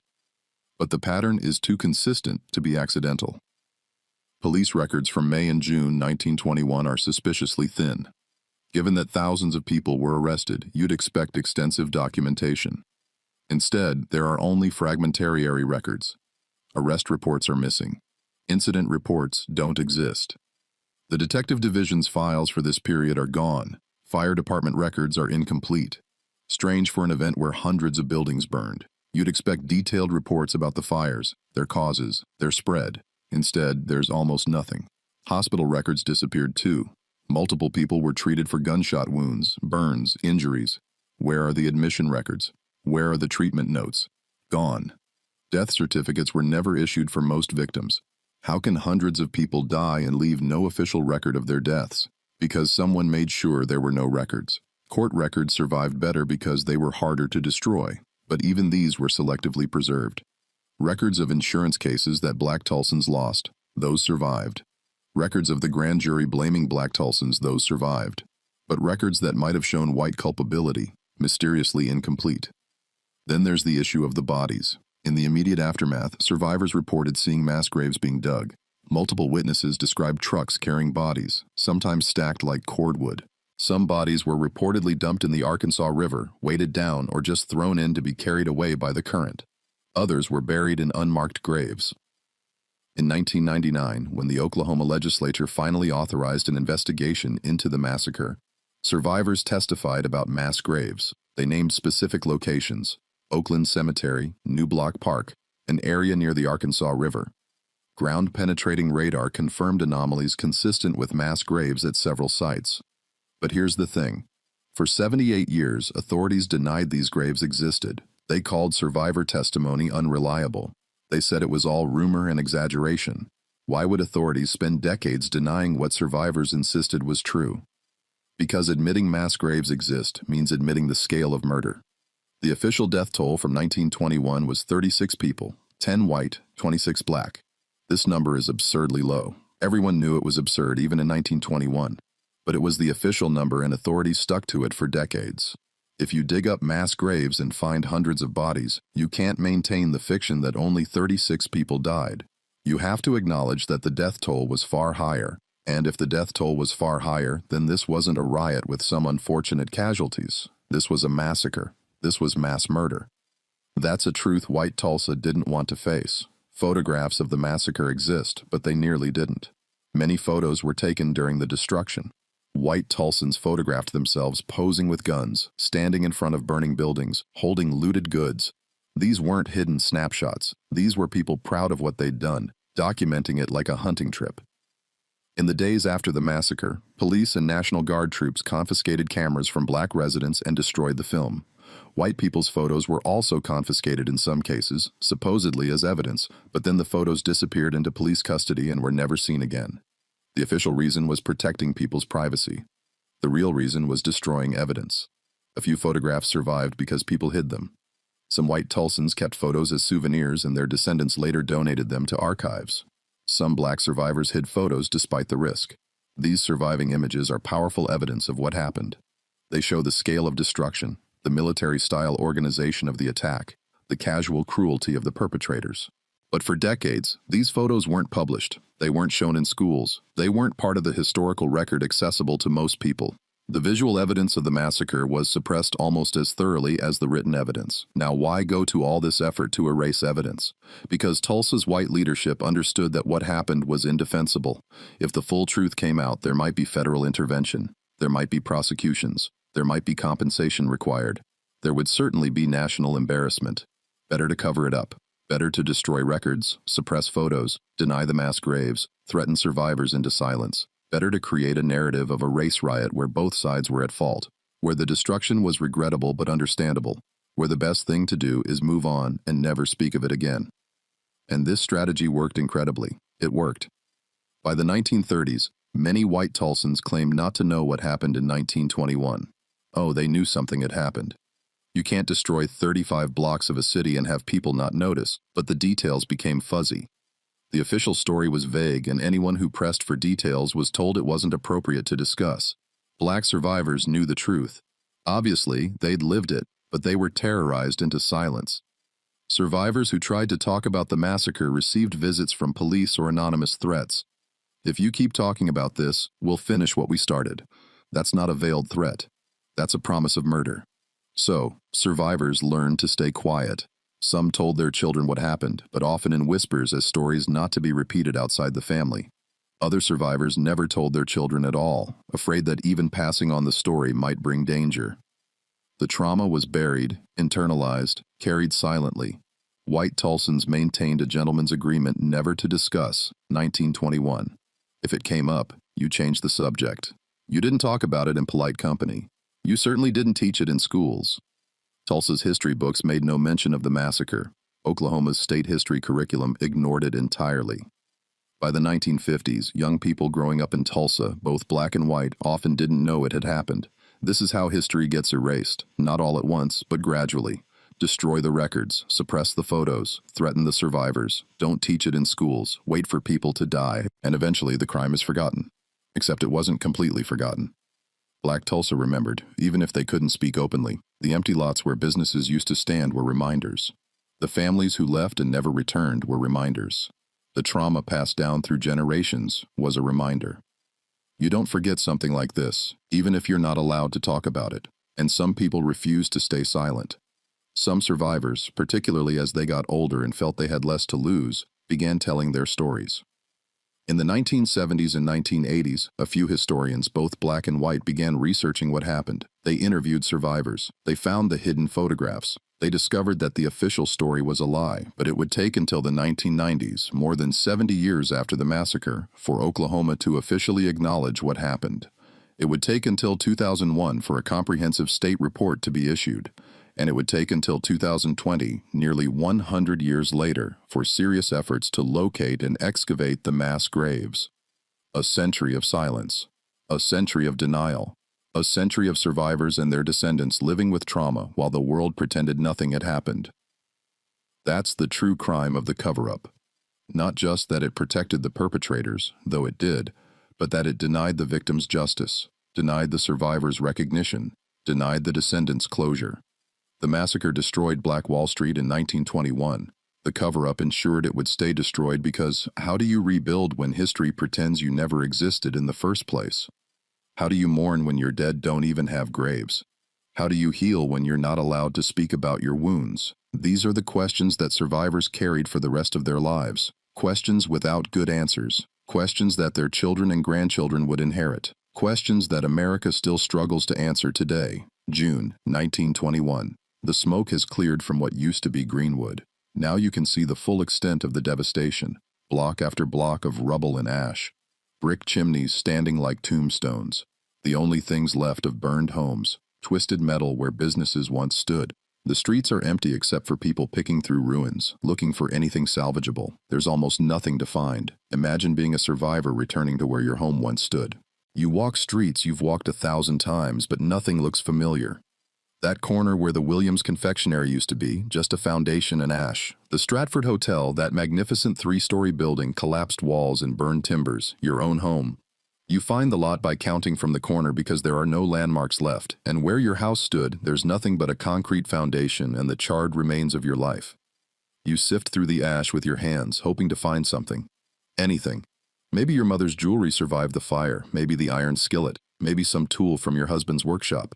You find pieces of melted glass, bent nails, the metal frame of a bed warped by heat. That's all. Everything else, the furniture you saved for, the clothes you carefully maintained, the photographs of your parents, the children's toys, the books, the dishes, everything that made a house a home gone, burned to powder, and blown away on the wind. This is what 10,000 people experienced in June 1921. This is where they had to start over from nothing, less than nothing, because they also had debt from destroyed businesses, medical bills from injuries, funeral expenses for family members murdered. They had trauma that would mark them for life, and they had a city government and white population that was hostile to their very existence. But here's the remarkable thing. Many of them decided to stay. They decided to rebuild. Not everyone.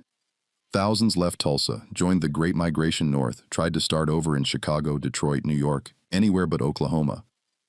Who could blame them? Why stay in a city that tried to exterminate you? But others, maybe half the community, stayed. They'd built Greenwood once. They would build it again. The first fight was legal.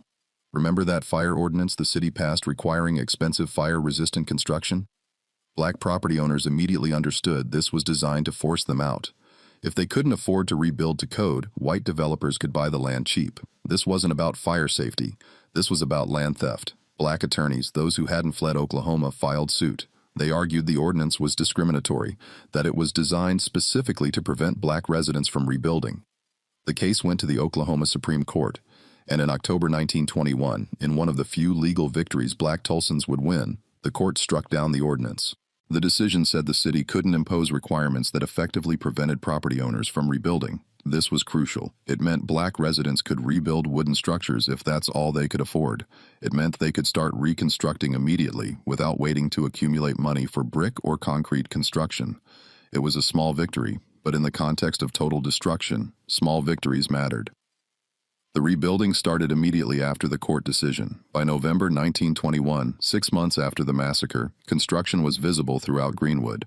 But what was being built wasn't the same as what was lost. The businesses that returned were smaller. The homes were more modest. The grand vision of Black Wall Street was replaced by the pragmatic reality of what people could afford. With no insurance money, no city assistance, and limited credit, the churches led the rebuilding effort just as they'd been the backbone of the original Greenwood. Mount Zion Baptist Church, which had been completely destroyed, began rebuilding within months. The congregation held services in temporary structures while they raised money for a new building. First Baptist Church did the same. These churches weren't just places of worship. They were community centers, meeting places, symbols of resilience. Rebuilding them was about more than religion. It was about refusing to be erased. By 1922, some businesses had reopened. John and Lula Williams rebuilt the Dreamland Theater. Though the new building was smaller than the original, they reopened the confectionery. They were determined that their businesses would survive, that their place in the community would continue. But the cost was enormous, not just financial, but emotional. Every day they ran those businesses was a reminder of what was lost. New businesses opened too. Greenwood wasn't just rebuilding what was destroyed, it was continuing to grow. By 1925, Greenwood had recovered some of its commercial vitality. There were grocery stores, barbershops, restaurants, law offices, medical practices. Not 300 businesses like before, but enough to serve the community. The district was functioning again, even if diminished. But here's what was lost that could never be rebuilt. Trust. The trust that allowed Greenwood to flourish in the first place. Before the massacre, black Tulsans believed that if they followed the rules, worked hard, built legitimate businesses, and accumulated wealth legally, they would be safe. The massacre destroyed that belief. Now everyone knew prosperity made you a target. Success invited violence. No matter how successful you became, white supremacy could take it away in a day. This psychological damage was as significant as the physical destruction. Black families who rebuilt did so knowing it could all be taken again.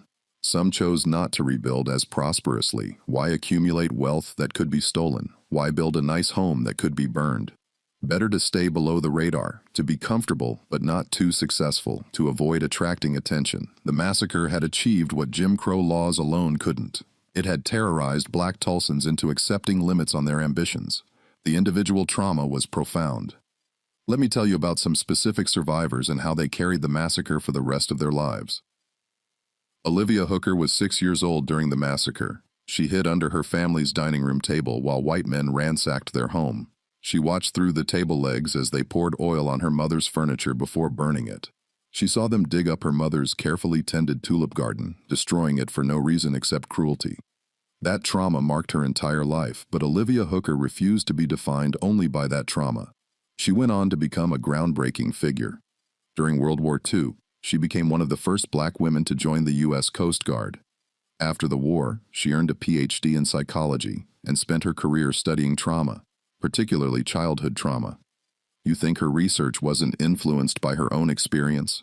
You think watching your home destroyed at age 6 didn't shape her entire understanding of psychological damage? Olivia Hooker lived to be 103 years old. She died in 2018. For nearly a century, she carried the memory of the massacre. In her later years, she spoke openly about it, testifying before committees, giving interviews, ensuring the story wouldn't die with her generation. She was one of the last living links to 1921, and she used that position to demand justice. George Monroe was 5 years old during the massacre. His family hid in a crawlspace under their house while the violence raged above them. He heard gunfire, screaming, the sound of things breaking and burning. He heard his mother praying desperately, quietly, trying not to make noise that would attract the mob. He spent hours in that crawlspace, terrified, not understanding what was happening or why. George Monroe didn't talk about the massacre for 70 years. Not to his children, not to his friends. He buried it deep inside and tried to live his life. But trauma doesn't disappear just because you don't talk about it. It manifests in other ways. Anxiety, depression, hypervigilance, difficulty trusting people. Monroe struggled with all of this, but never connected it to his childhood trauma, or at least never spoke about that connection. It wasn't until the 1990s, when he was in his 80s, that George Monroe finally told his story publicly.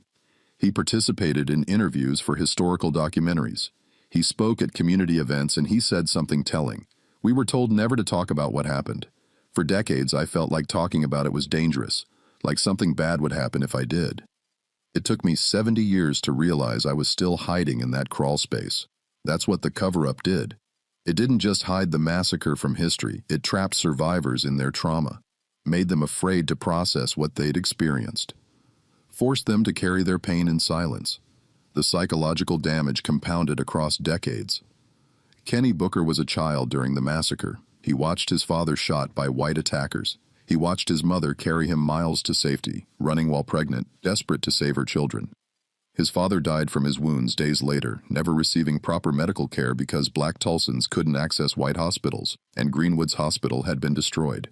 Kenny Booker grew up without a father because of the massacre. He grew up in poverty because the family's business was destroyed, and his mother couldn't rebuild it alone. He grew up with nightmares that persisted into adulthood. He dealt with PTSD before anyone used that term. And he dealt with anger, deep justified anger at a system that killed his father and faced no consequences. Booker became a pastor. He used his faith to process his trauma, to find some way to live with what he'd experienced. But even faith couldn't erase the pain or the injustice. In his sermons, he sometimes talked about forgiveness, about letting go of anger, about moving forward. But he also talked about justice, about accountability, about the need to confront evil rather than ignore it. His theology was shaped by his trauma. These three survivors, Hooker, Monroe, Booker, represent thousands of others who carried similar trauma. Each survivor had a story of loss, of terror, of injustice. Each one dealt with it differently. Some became activists, some withdrew into silence, some turned to religion or community work or education. But all of them were marked by what happened in 1921, and they passed that trauma to their children, not always explicitly. Sometimes children grew up sensing that something terrible had happened, but not knowing what. They noticed their parents' fear, their reluctance to trust white people, their warnings to be careful, to not attract attention, to always be aware of danger. This hypervigilance, this sense that safety is conditional and temporary, became part of Black Tulsa's cultural inheritance. Let's talk about money, not in an abstract way, but in a specific, calculable way.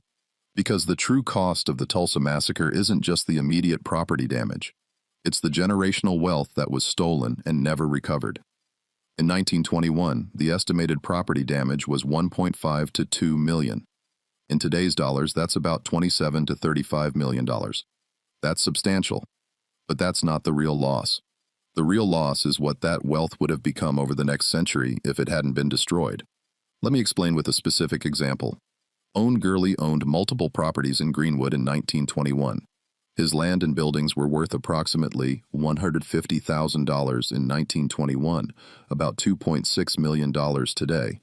But if Gurley had been able to keep those properties, maintain them, collect rent, reinvest profits, and pass them to his children, what would they be worth now? Conservative estimates suggest tens of millions of dollars. Instead, Gurley got nothing. His properties were destroyed. Insurance didn't pay. He couldn't afford to fully rebuild. He eventually left Tulsa and died in California in 1935. His wealth lost, his dreams destroyed. His descendants inherited nothing except the story of what was taken from them. Multiply that by the hundreds of property owners in Greenwood. Each one lost not just current value, but future value. Their children couldn't inherit property. Their grandchildren couldn't benefit from family wealth. The compounding effect of wealth across generations, which is how most wealthy families in America built their fortunes, was denied to Black Tulsans. Think about white Tulsa families in 1921. Many of them made fortunes in the oil boom. They bought property, started businesses, made investments. That wealth compounded over decades. Today, their great-grandchildren are still benefiting from those early 20th century fortunes. They inherit property, trust funds, business connections, access to capital. They start life with advantages that most people can't access. Now think about Black Tulsa families in 1921. They built similar wealth through different means: businesses, property, professional practices. They should have been able to pass that wealth to future generations. Their great-grandchildren should be benefiting from those early 20th century achievements. But instead, those descendants started with nothing or less than nothing because the trauma and the poverty created barriers that compounded across generations. Economists have tried to calculate this loss. Conservative estimates suggest that each family that lost property in the massacre lost between $100,000 and $200,000 in potential generational wealth. That's the value their property would have accumulated if it had been passed down through 4 generations with normal appreciation and investment returns. For the community as a whole, the loss is in the billions. Literally billions of dollars in wealth that should exist in Black Tulsa but doesn't. That money would have funded college educations, business startups, home purchases, retirement savings, everything that wealth enables. Instead, descendants of massacre survivors have struggled with poverty, limited opportunities, and the ongoing effects of stolen wealth. But it's not just about money, it's about what money provides: stability, security, options. If your grandparents owned property, you have a safety net. If your parents inherited wealth, you can take risks that others can't. You can start a business knowing failure won't destroy you. You can attend college without crippling debt.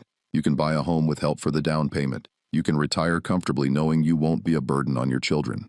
Descendants of massacre survivors didn't have these advantages. They started each generation from scratch or close to it. They couldn't afford to fail. They couldn't take the same risks. They had to be more cautious, more conservative, more focused on immediate survival rather than long-term building. This is the ripple effect of stolen wealth. And there's the psychological component. Growing up knowing that your family once had wealth, that your great-grandfather owned a successful business, that your great-grandmother's home was beautiful, and that it was all taken by violence. That shapes your worldview. It creates a sense of precarity, a belief that what you build can be taken. It makes it hard to plan for the future when history taught you that the future can be stolen. Let me trace what happened to Greenwood through the decades after 1921, because the story doesn't end with the rebuilding. It's a story of slow decline, of dreams deferred, of a community that survived but never fully recovered. 1920s to 1930s. The rebuilding continues, but Greenwood is smaller than before. The Great Depression hits everyone hard, but Black Tulsans have less cushion because they never recovered from 1921. Businesses close, families struggle. The district maintains some vitality, but it's a shadow of Black Wall Street's glory days. 1940s World War II brings some economic revival. Black Tulsans work in war industries. Veterans return with new skills and GI Bill benefits. Greenwood experiences a small renaissance. New businesses open. Some prosperity returns. But it's still not what it was in 1921. 1950s to 1960s. Civil rights era. Legal segregation finally ends, which you'd think would be good for Black businesses. But integration has a double-edged. Black consumers can now shop at white stores, and many do because they're bigger and better stocked. Black businesses in Greenwood lose customers. The very segregation that created Black Wall Street's economic success is ended, but without reparations or compensation for what was destroyed. Also in the 1950s, urban renewal across America. Urban renewal becomes code for destroying Black neighborhoods to build highways and redevelop land. Tulsa follows this pattern. Interstate 244 is built, and guess where it goes? Right through Greenwood. Dozens of homes and businesses are demolished for the highway. The community is physically divided by a concrete barrier. This is sometimes called Negro removal because that's what it accomplishes. 1960s to 1970s, Greenwood declines further. Young Black people leave for opportunities elsewhere. Businesses close as customers leave. Buildings fall into disrepair. The area becomes economically depressed. The prosperity of 1921 is a distant memory. Even the rebuilding of the 1920s is crumbling. 1980s to 1990s crack epidemic and urban decay. Greenwood, like many Black urban neighborhoods, is devastated by drugs, crime, and disinvestment. Police patrol heavily but don't protect effectively. The district that was once the pride of Black America becomes associated with poverty and crime. The transformation is complete and tragic.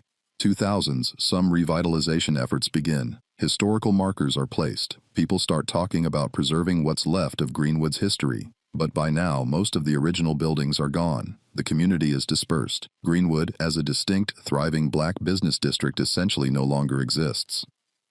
This trajectory from prosperity to destruction to diminished rebuilding to slow decline is the long-term impact of the massacre. It's not just that Black Wall Street was destroyed in 1921. It's that it could never fully recover because the economic foundation was stolen and never returned. Compare this to white Tulsa's trajectory. In 1921, Tulsa had about 100,000 people and was growing rapidly because of oil. Despite the massacre, or perhaps because of it, because white Tulsans looted substantial wealth from Greenwood, white Tulsa continued to prosper. The oil industry boomed, fortunes were made, the city built museums, universities, cultural institutions, wealth accumulated and compounded. Today, Tulsa is a mid-sized American city with all the expected amenities, and many of its wealthiest families trace their fortunes back to the oil boom era that included 1921. That's the comparison. That's what was stolen from Black Tulsans. Not just the buildings burned in 1921, but a century of prosperity that should have followed. For 50 years, the Tulsa Race Massacre was effectively erased from public memory. Survivors lived with their trauma in silence. Schools didn't teach it. History books didn't mention it. Even in Tulsa, many people born after 1921 grew up not knowing it happened. The cover-up was remarkably successful, but truth has a way of emerging, even when powerful people try to bury it. In the 1970s, the silence began to crack. Ed Wheeler, a white journalist in Tulsa, started researching the massacre in the early 1970s. He interviewed survivors, many of whom were elderly by then and willing to talk about what they'd been forced to hide for decades. Wheeler published articles in local papers, wrote a comprehensive account, started giving public talks.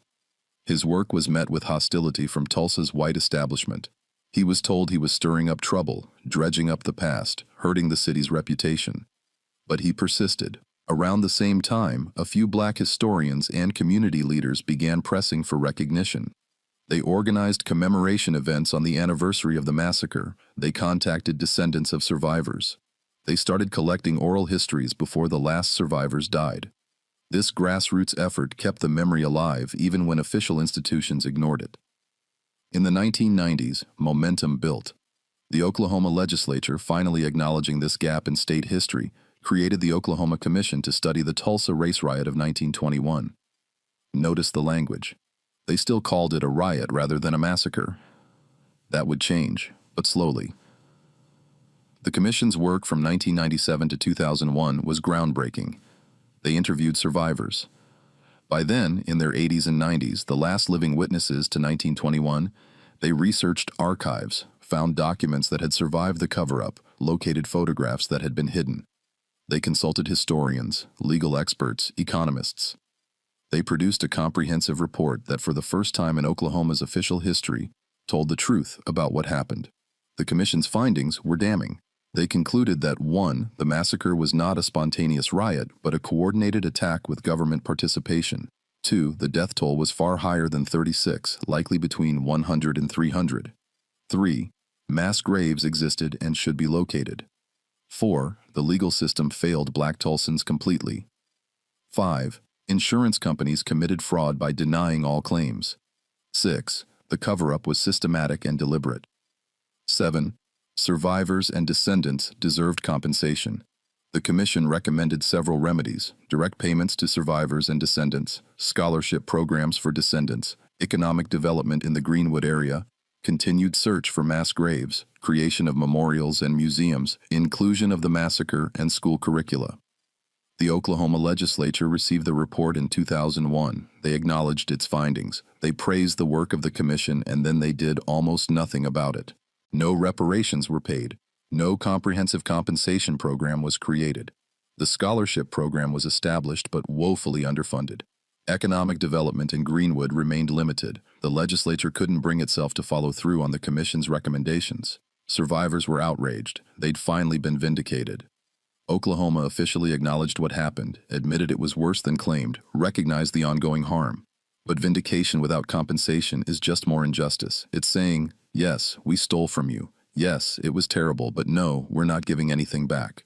In 2003, survivors and descendants filed a federal lawsuit seeking reparations. The lawsuit named the state of Oklahoma, the city of Tulsa, and other defendants. It sought compensation for property loss, personal injury, and ongoing harm.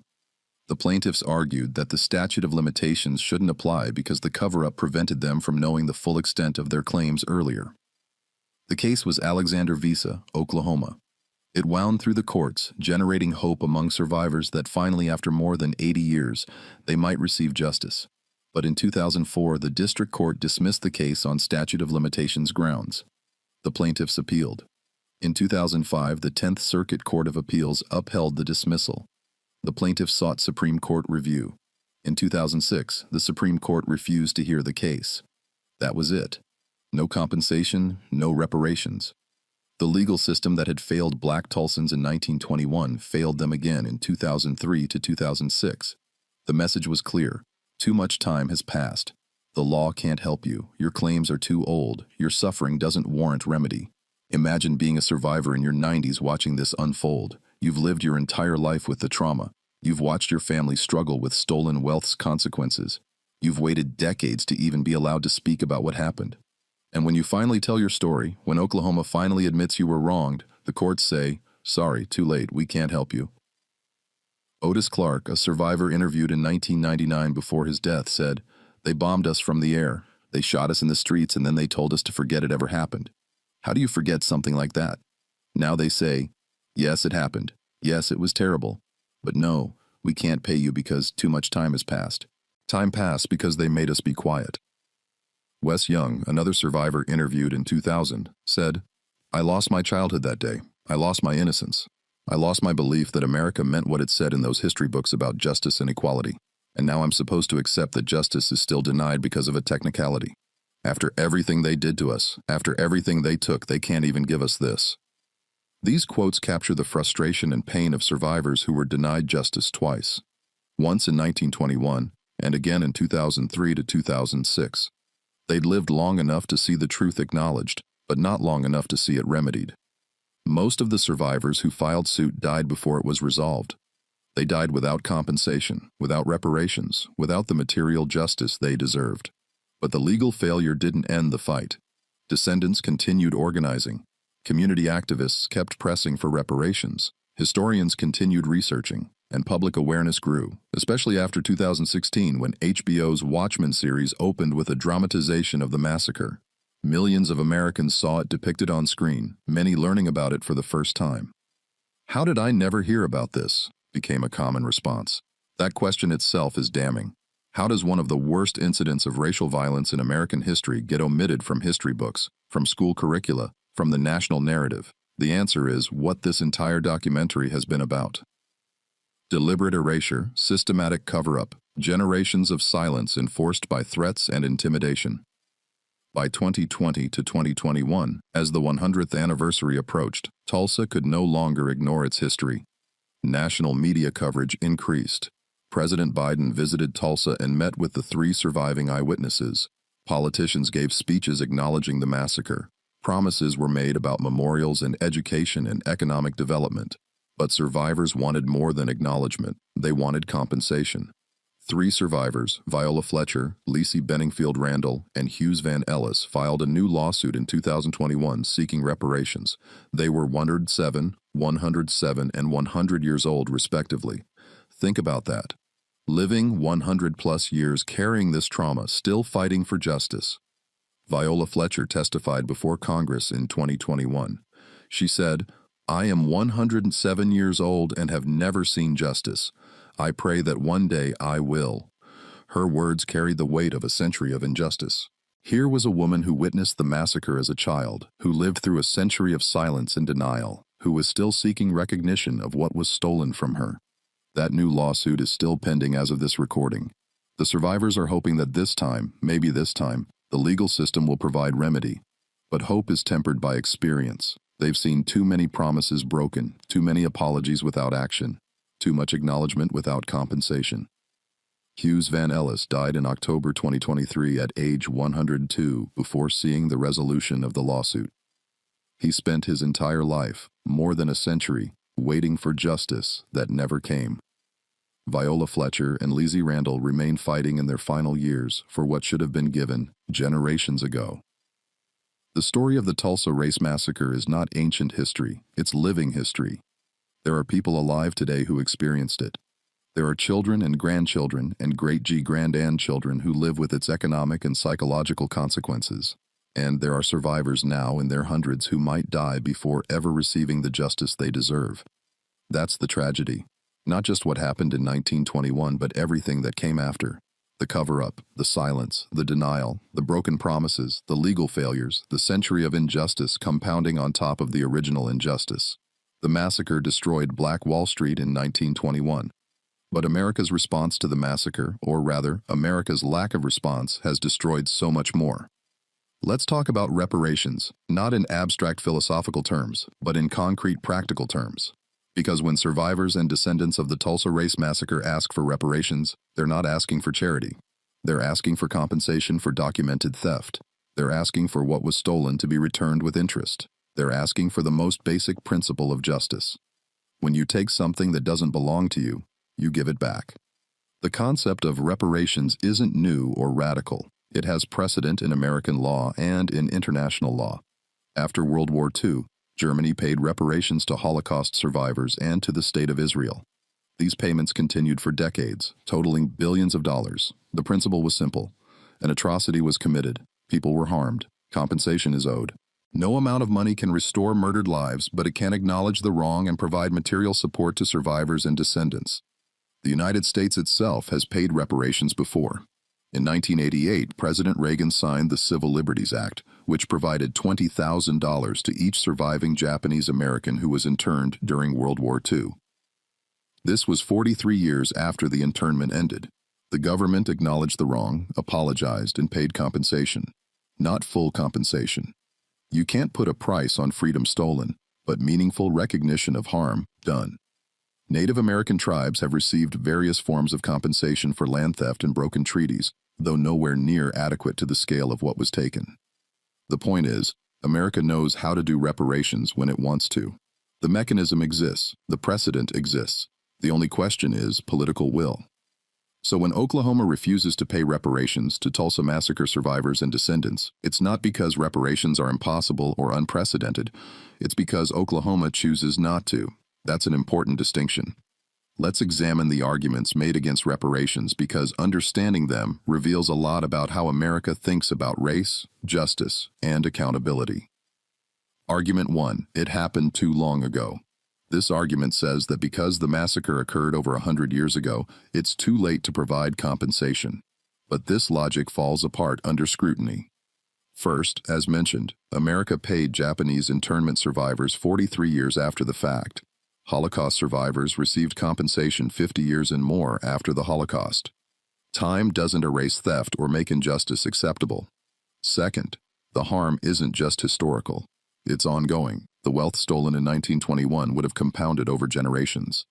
Descendants of massacre victims are poorer today because of what was taken from their grandparents. The economic impact continues. When harm is ongoing, the claim for remedy doesn't expire. Third, the reason so much time passed is because of the cover-up. Oklahoma systematically suppressed information about the massacre for 80 years. Survivors were threatened into silence. Evidence was destroyed. The story was erased from history books. You can't use the passage of time as an excuse when you're the one who made sure time would pass before the truth came out. Argument 2. Current citizens aren't responsible. This argument says that people living in Oklahoma today didn't participate in the 1921 massacre, so they shouldn't have to pay for it. But this misunderstands how government works and how intergenerational harm functions. Governments are continuous entities. The state of Oklahoma that existed in 1921 is the same legal entity as the state of Oklahoma today. When a government commits a wrong, the government owes remedy regardless of who currently holds office. We accept this principle in other contexts. Government bonds issued decades ago must still be honored. Contracts signed by previous administrations still bind current governments. Debts don't disappear when new people get elected. Moreover, current Oklahomans do benefit from the 1921 massacre, even if they don't realize it. Property stolen from black Tulsans often ended up in white hands. Wealth accumulated by white families after 1921 was sometimes built partly on stolen black wealth. Economic advantages compound over generations. White Tulsans today, on average, are wealthier than black Tulsans, partly because of generational wealth accumulation that was denied to black families. This doesn't mean individual white Oklahomans are personally guilty of the massacre, but it does mean they benefit from systems and structures built on that injustice. Reparations aren't about personal guilt. They're about correcting systemic wrong. Argument 3. We can't identify who should receive compensation. This is a practical objection. How do we determine who's a descendant of massacre victims? Aren't the genealogical records too spotty? Won't people falsely claim descendancy? But this problem has been solved in other reparations programs. Holocaust survivors were identified and verified. Japanese internment survivors were identified and verified. It requires work. Yes, it requires establishing documentation standards and verification processes, but it's not impossible. Genealogical records exist. Survivor testimony exists. Property records from 1921 show who owned what.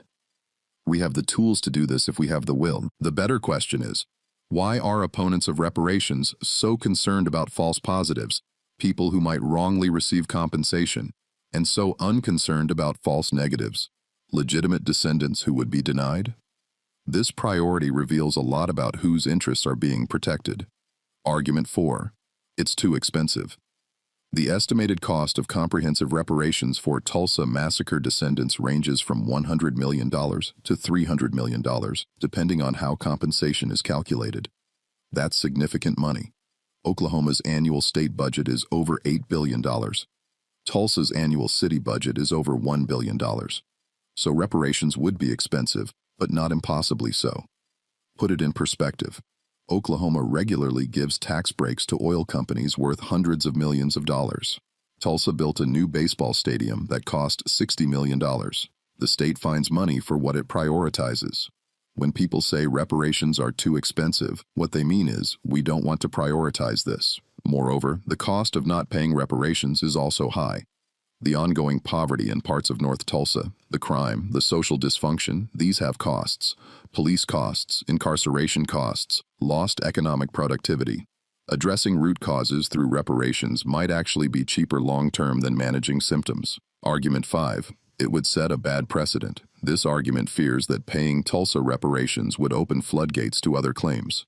What about slavery reparations? What about other race massacres? What about Native American claims? If we pay one, we'll have to pay all. First response: good. If multiple injustices deserve remedy, then remedy should be provided. The existence of multiple wrongs doesn't excuse any of them. Second response: each case can be evaluated on its own merits. Tulsa reparations don't automatically determine slavery reparations, which is a different and more complex question. We're capable of distinguishing between different claims and different types of harm. Third response: the floodgates argument is used by those who oppose any reparations ever. It's a way to say no without saying no. If you believe that documented theft should be compensated, then sometimes the answer will be yes. If that makes you uncomfortable, examine why. Now, having demolished the arguments against, let's look at the positive case for reparations. The case for reparations: documented theft. We know exactly what was taken. Property records show who owned what.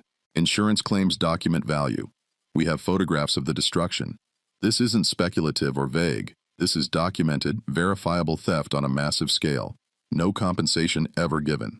Unlike some historical wrongs where partial remedy was eventually provided, Tulsa Massacre victims received literally nothing. Zero insurance payouts, zero government assistance, zero compensation of any kind. The debt is entirely unpaid, identifiable harm. The economic damage is calculable. Economists can estimate the compounding value of stolen wealth. We can determine how much poorer descendants are because of what was taken. This isn't abstract harm. This is measurable, quantifiable damage. Living victims. As of this recording, survivors still live. They can testify to what was taken. They can receive compensation directly. This isn't distant history. These are people who experienced the trauma and can personally benefit from remedy. Moral obligation. Even if legal obstacles exist, Oklahoma has a moral duty to make this right. The state participated in the destruction. State officials helped cover it up. State courts denied insurance claims. State government has been complicit from beginning to end. Morally, the debt is clear. Practical benefits. Reparations would provide capital to a community that desperately needs it. That money would circulate in North Tulsa, starting businesses, buying homes, funding education. It would have multiplier effects throughout the local economy. Reparations aren't just moral, they're economically sound. The legal battles over Tulsa reparations reveal how American law often protects property rights over human rights. The statute of limitations, the legal principle that you can't sue after a certain time period, was used to dismiss survivors' claims. But think about what that means. The law protected the theft by making it irreversible after time passed. The 2003 Alexander v. Oklahoma lawsuit sought to overcome the statute of limitations by arguing that the cover-up prevented plaintiffs from knowing the full extent of their claims earlier. This is called fraudulent concealment. When someone hides a wrong to prevent you from suing about it. Oklahoma destroyed evidence, suppressed the story, threatened survivors. Surely that should extend the time allowed to sue, but the courts said no. The statute of limitations was absolute. It didn't matter that Oklahoma had worked to prevent the claims from being filed earlier. It didn't matter that the cover-up was systematic and deliberate. The law, the court said, is clear. Too much time has passed. Case dismissed. This reveals something fundamental about American law. It often serves to protect the status quo rather than to provide justice. Property rights, including the right to keep what you've stolen, if enough time passes, are sacrosanct. But human rights, the right to remedy for documented harm, can be dismissed on technicalities. Survivors who filed the 2003 suit were in their 80s and 90s. They'd waited their entire lives for justice. They'd been silenced for decades. They'd finally been allowed to speak. Oklahoma had finally acknowledged what happened, and then the court said, "Sorry, too late. You should have sued earlier." Earlier when you were being threatened, when evidence was being destroyed, when the story was suppressed. The cruelty of this is staggering, and it's not unusual in American legal history.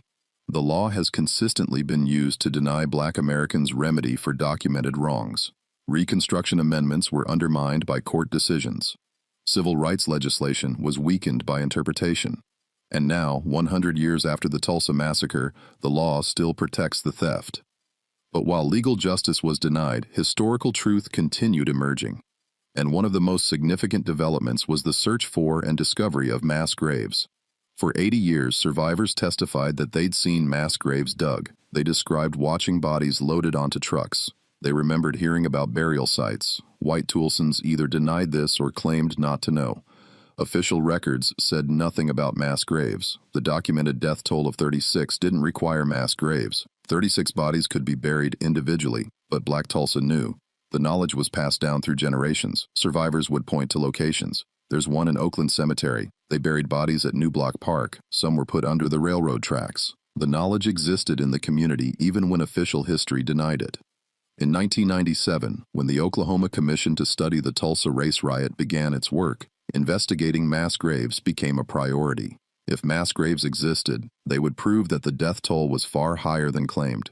They would be physical evidence of the massacre's true scale. The commission hired archaeologists and used ground-penetrating radar to scan suspected locations. At Oakland Cemetery, radar showed anomalies consistent with disturbed earth and buried objects. At New Block Park, similar findings. The evidence suggested survivors were telling the truth, but actually excavating was complicated. You need permission from property owners. You need careful archaeological methods so you don't destroy evidence. You need forensic experts to examine what you find, and you need political will to proceed despite opposition from those who'd rather not know what's buried. The first real excavation didn't happen until 2020, 99 years after the massacre. Tulsa Mayor G.T. Benham authorized the search, making him the first Tulsa mayor to seriously pursue this. The timing, just before the 100th anniversary, wasn't coincidental.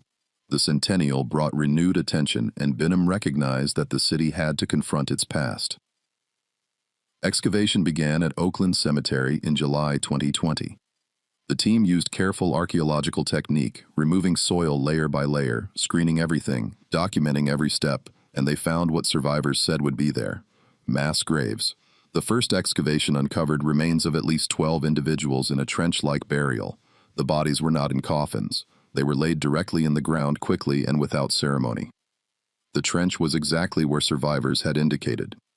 Forensic analysis of the remains showed evidence of violent death, gunshot trauma, blunt force trauma.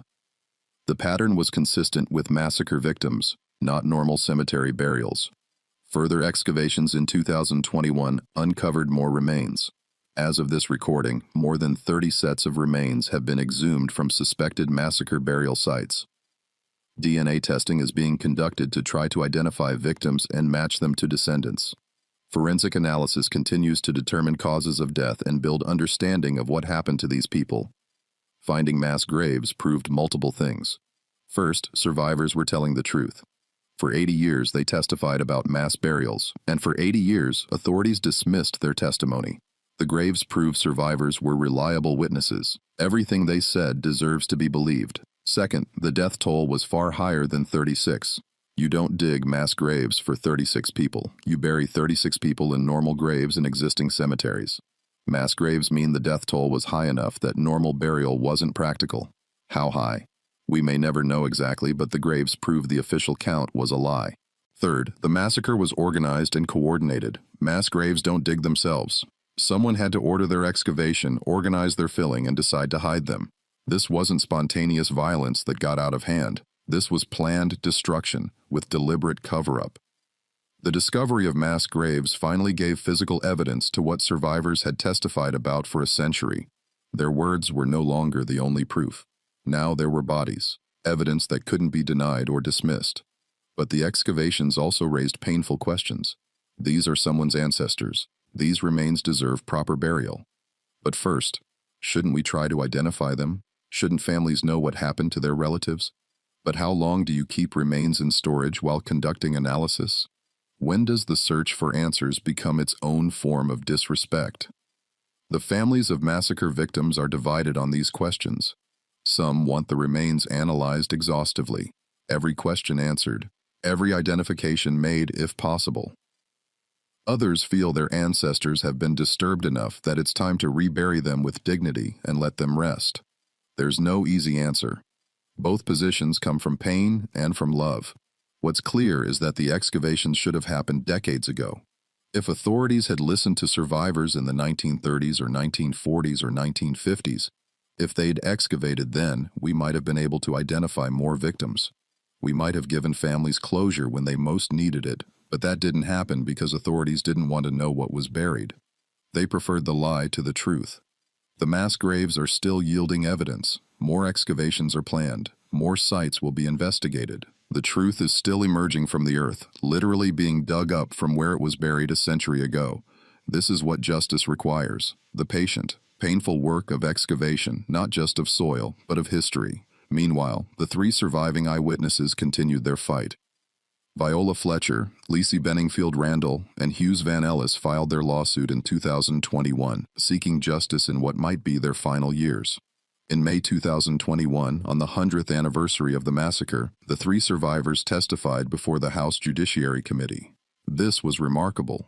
People who witnessed the massacre as children, now over 100 years old, telling Congress what happened and asking for redress. Viola Fletcher's testimony was devastating in its simplicity. "I am 107 years old and have never seen justice for what happened to me and my community. I am asking for what was taken. Our homes, our churches, our future. I pray that one day I will see justice. I have been praying for a long time. Think about that. A 107-year-old woman praying for justice she's never received. A woman who witnessed an atrocity as a child and carried that memory for a century without remedy. If that doesn't move you, what will?"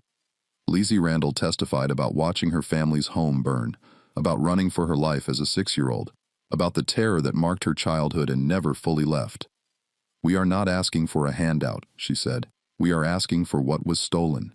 We are asking for America to keep its promise of justice for all." Hughes Van Ellis, the only male survivor to testify, was 100 years old.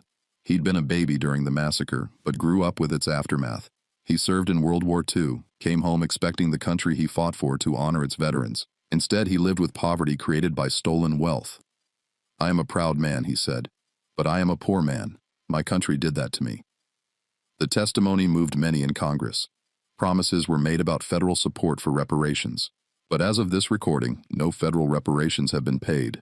The lawsuit continues in Oklahoma courts, and Hughes Van Ellis died in October 2023 at 102 before seeing resolution. He waited his entire life for justice that never came. Two survivors remain, Viola Fletcher and Lacey Randall, both now 110 years old. They are the last living links to that day in 1921. When they die, and at 110, that day approaches, there will be no more direct witnesses. The story will be entirely historical rather than contemporary. That transition has meaning. As long as survivors live, the massacre remains a living memory, an open wound, a debt that can still be paid to those directly harmed. When they're gone, it becomes purely historical, and history is easier to ignore than living testimony. So, what does Black Wall Street mean today? Why does this story matter beyond being a terrible historical event? What lessons does it teach us about America, about race, about justice, about memory? Greenwood represents what Black Americans can achieve when given opportunity and when allowed to build without interference. In 1921, just 56 years after slavery ended, Black Tulsans had created one of America's most prosperous communities.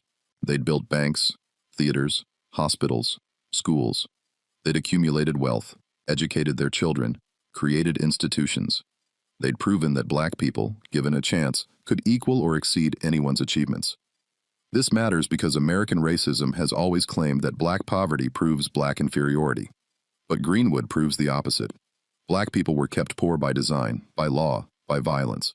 When those barriers were reduced, when Oklahoma Territory briefly allowed Black land ownership and business development, Black prosperity flourished. The problem wasn't Black capability. The problem was white supremacy. Today, when people talk about the racial wealth gap, Black Wall Street is the counterexample. Why don't Black people just build wealth like other groups? They ask. Black Wall Street is the answer. We did, and you burned it down. Multiple times in Tulsa, in Rosewood, in Wilmington, in dozens of other communities. Every time Black Americans built wealth, white violence or white law destroyed it. But the story isn't just about Black achievement, it's also about white backlash. Greenwood's prosperity threatened white supremacy's foundational lie that white people are naturally superior. If Black people could be as successful as white people, could accumulate as much wealth, could run businesses as competently, could create communities as beautiful, then what justified segregation? What justified discrimination? The massacre was white supremacy's answer: violence. If Black success can't be prevented by law, prevent it by terror. Make prosperity dangerous, make achievement risky. Teach Black Americans that building anything makes you a target. This is the logic of terrorism, and it worked. Greenwood never recovered its former glory because the lesson was learned. Success invites destruction. This pattern repeats throughout American history. Reconstruction governments with black officials were overthrown by violence. Black voting was suppressed by terrorism. Black businesses were burned by mobs. The violence wasn't random, it was strategic. It enforced hierarchy through fear. Understanding this helps us understand contemporary racial violence. The shooting at Mother Emanuel Church in Charleston, where a white supremacist murdered 9 black worshippers. The Buffalo supermarket shooting, where a white supremacist targeted black shoppers. These attacks follow the same logic as Tulsa, 1921. Destroy black spaces. Terrorize black communities. Maintain hierarchy through violence. Perhaps the most disturbing aspect of the Tulsa story is how completely it was forgotten. This wasn't ancient history when the silence began. People who participated in the massacre lived into the 1960s and 1970s. People who witnessed it lived into the 2000s and beyond. Yet by the 1950s, many Americans had never heard of it. By the 1970s, it was nearly erased from collective memory. This erasure was deliberate. Records were destroyed. Survivors were silenced. Schools didn't teach it. Historians didn't research it. For 50 years, one of the worst incidents of racial violence in American history was treated as if it never happened. How is that possible in a country that prides itself on truth and transparency? The answer is uncomfortable. America forgets what America wants to forget. We remember the history that makes us feel good, the triumphs, the heroism, the progress. We forget or minimize the history that makes us uncomfortable. The massacres, the terrorism, the systematic oppression. Tulsa was forgotten because remembering it requires confronting ugly truths about American racism, about law enforcement participation in racial violence, about Northern complicity. Many Tulsa attackers had migrated from northern states, about American capitalism's relationship with racial hierarchy. The forgetting wasn't passive, it was active policy by those in power, and it worked. Which raises the question, what else have we forgotten? What other massacres? What other injustices? What other truths have been successfully suppressed? Tulsa was only remembered because survivors refused to stay silent forever. How many other stories died with their survivors because the silencing was more complete? Today's racial wealth gap is directly connected to events like the Tulsa Massacre. The median white family has about 8 times the wealth of the median black family. This gap exists not because of different work ethics or different values. It exists because of systematic theft and exclusion over generations. Tulsa is a microcosm of this larger story. Black families accumulated wealth. That wealth was stolen. Insurance didn't compensate them. The legal system didn't help them. They couldn't pass wealth to their children. Their children started with nothing. Their grandchildren started with nothing. And today, descendants of Tulsa Massacre victims are on average far poorer than descendants of white Tulsans who lived in 1921, some of whom literally stole from black Tulsans and built generational wealth from that theft. Multiply this by every other instance of racial violence, every discriminatory law, every redlining policy, every exclusionary practice. The cumulative effect is the wealth gap web. It's not mysterious, it's not cultural. It's the predictable result of systematic theft and exclusion. Tulsa also helps us understand contemporary debates about police violence. In 1921, Tulsa police didn't just fail to protect black residents, they actively participated in the attack. They deputized the mob. They arrested the victims. They helped cover up the crimes. The entire law enforcement apparatus was complicit in racial violence.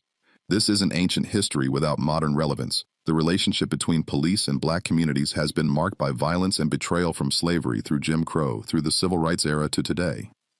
Black Americans' distrust of police isn't paranoia, it's learned experience across generations. When police participated in massacring your grandparents' community, you don't easily trust police to protect your community. Contemporary police violence against black Americans, the shootings, the brutality, the over-policing exists in this historical context. It's not aberration, it's continuation. The specific tactics change, but the pattern of police serving to control black communities rather than protect them remains consistent. Finally, Black Wall Street challenges fundamental American mythology. America tells itself stories about steady progress, about expanding rights, about equal opportunity. The American dream says anyone can succeed through hard work. The civil rights narrative says, we overcame racism, and now we're all equal. Tulsa exposes these stories as incomplete at best, false at worst. Black Tulsans did everything right. They worked hard. They built businesses. They accumulated wealth legally. They followed every rule, and America destroyed them for it. The American dream for them became the American nightmare. The civil rights narrative of steady progress is also complicated by Tulsa. The massacre happened in 1921, after slavery ended, but before the civil rights movement. Black Tulsans weren't asking for integration. They weren't challenging white spaces. They were building their own separate community, accepting segregation's terms, and white Tulsa still destroyed them. This suggests that the problem wasn't black people overreaching or demanding too much. The problem was black success itself. Moreover, the fact that Tulsa was forgotten for 80 years undermines the progress narrative. If we've made so much progress, why did it take until the 1990s to officially acknowledge this massacre? Why are survivors still seeking justice in their hundreds? Why has meaningful reparation not been paid? The distance between American rhetoric about justice and American reality of injustice is vast, and Tulsa marks that distance clearly. So here we are, more than a century after the massacre. The story is finally being told widely. The truth is finally acknowledged. The mass graves are finally being excavated, but justice is still denied. Reparations are still refused, and the two surviving eyewitnesses are waiting in their 110th year of life for America to keep its promise. What should happen?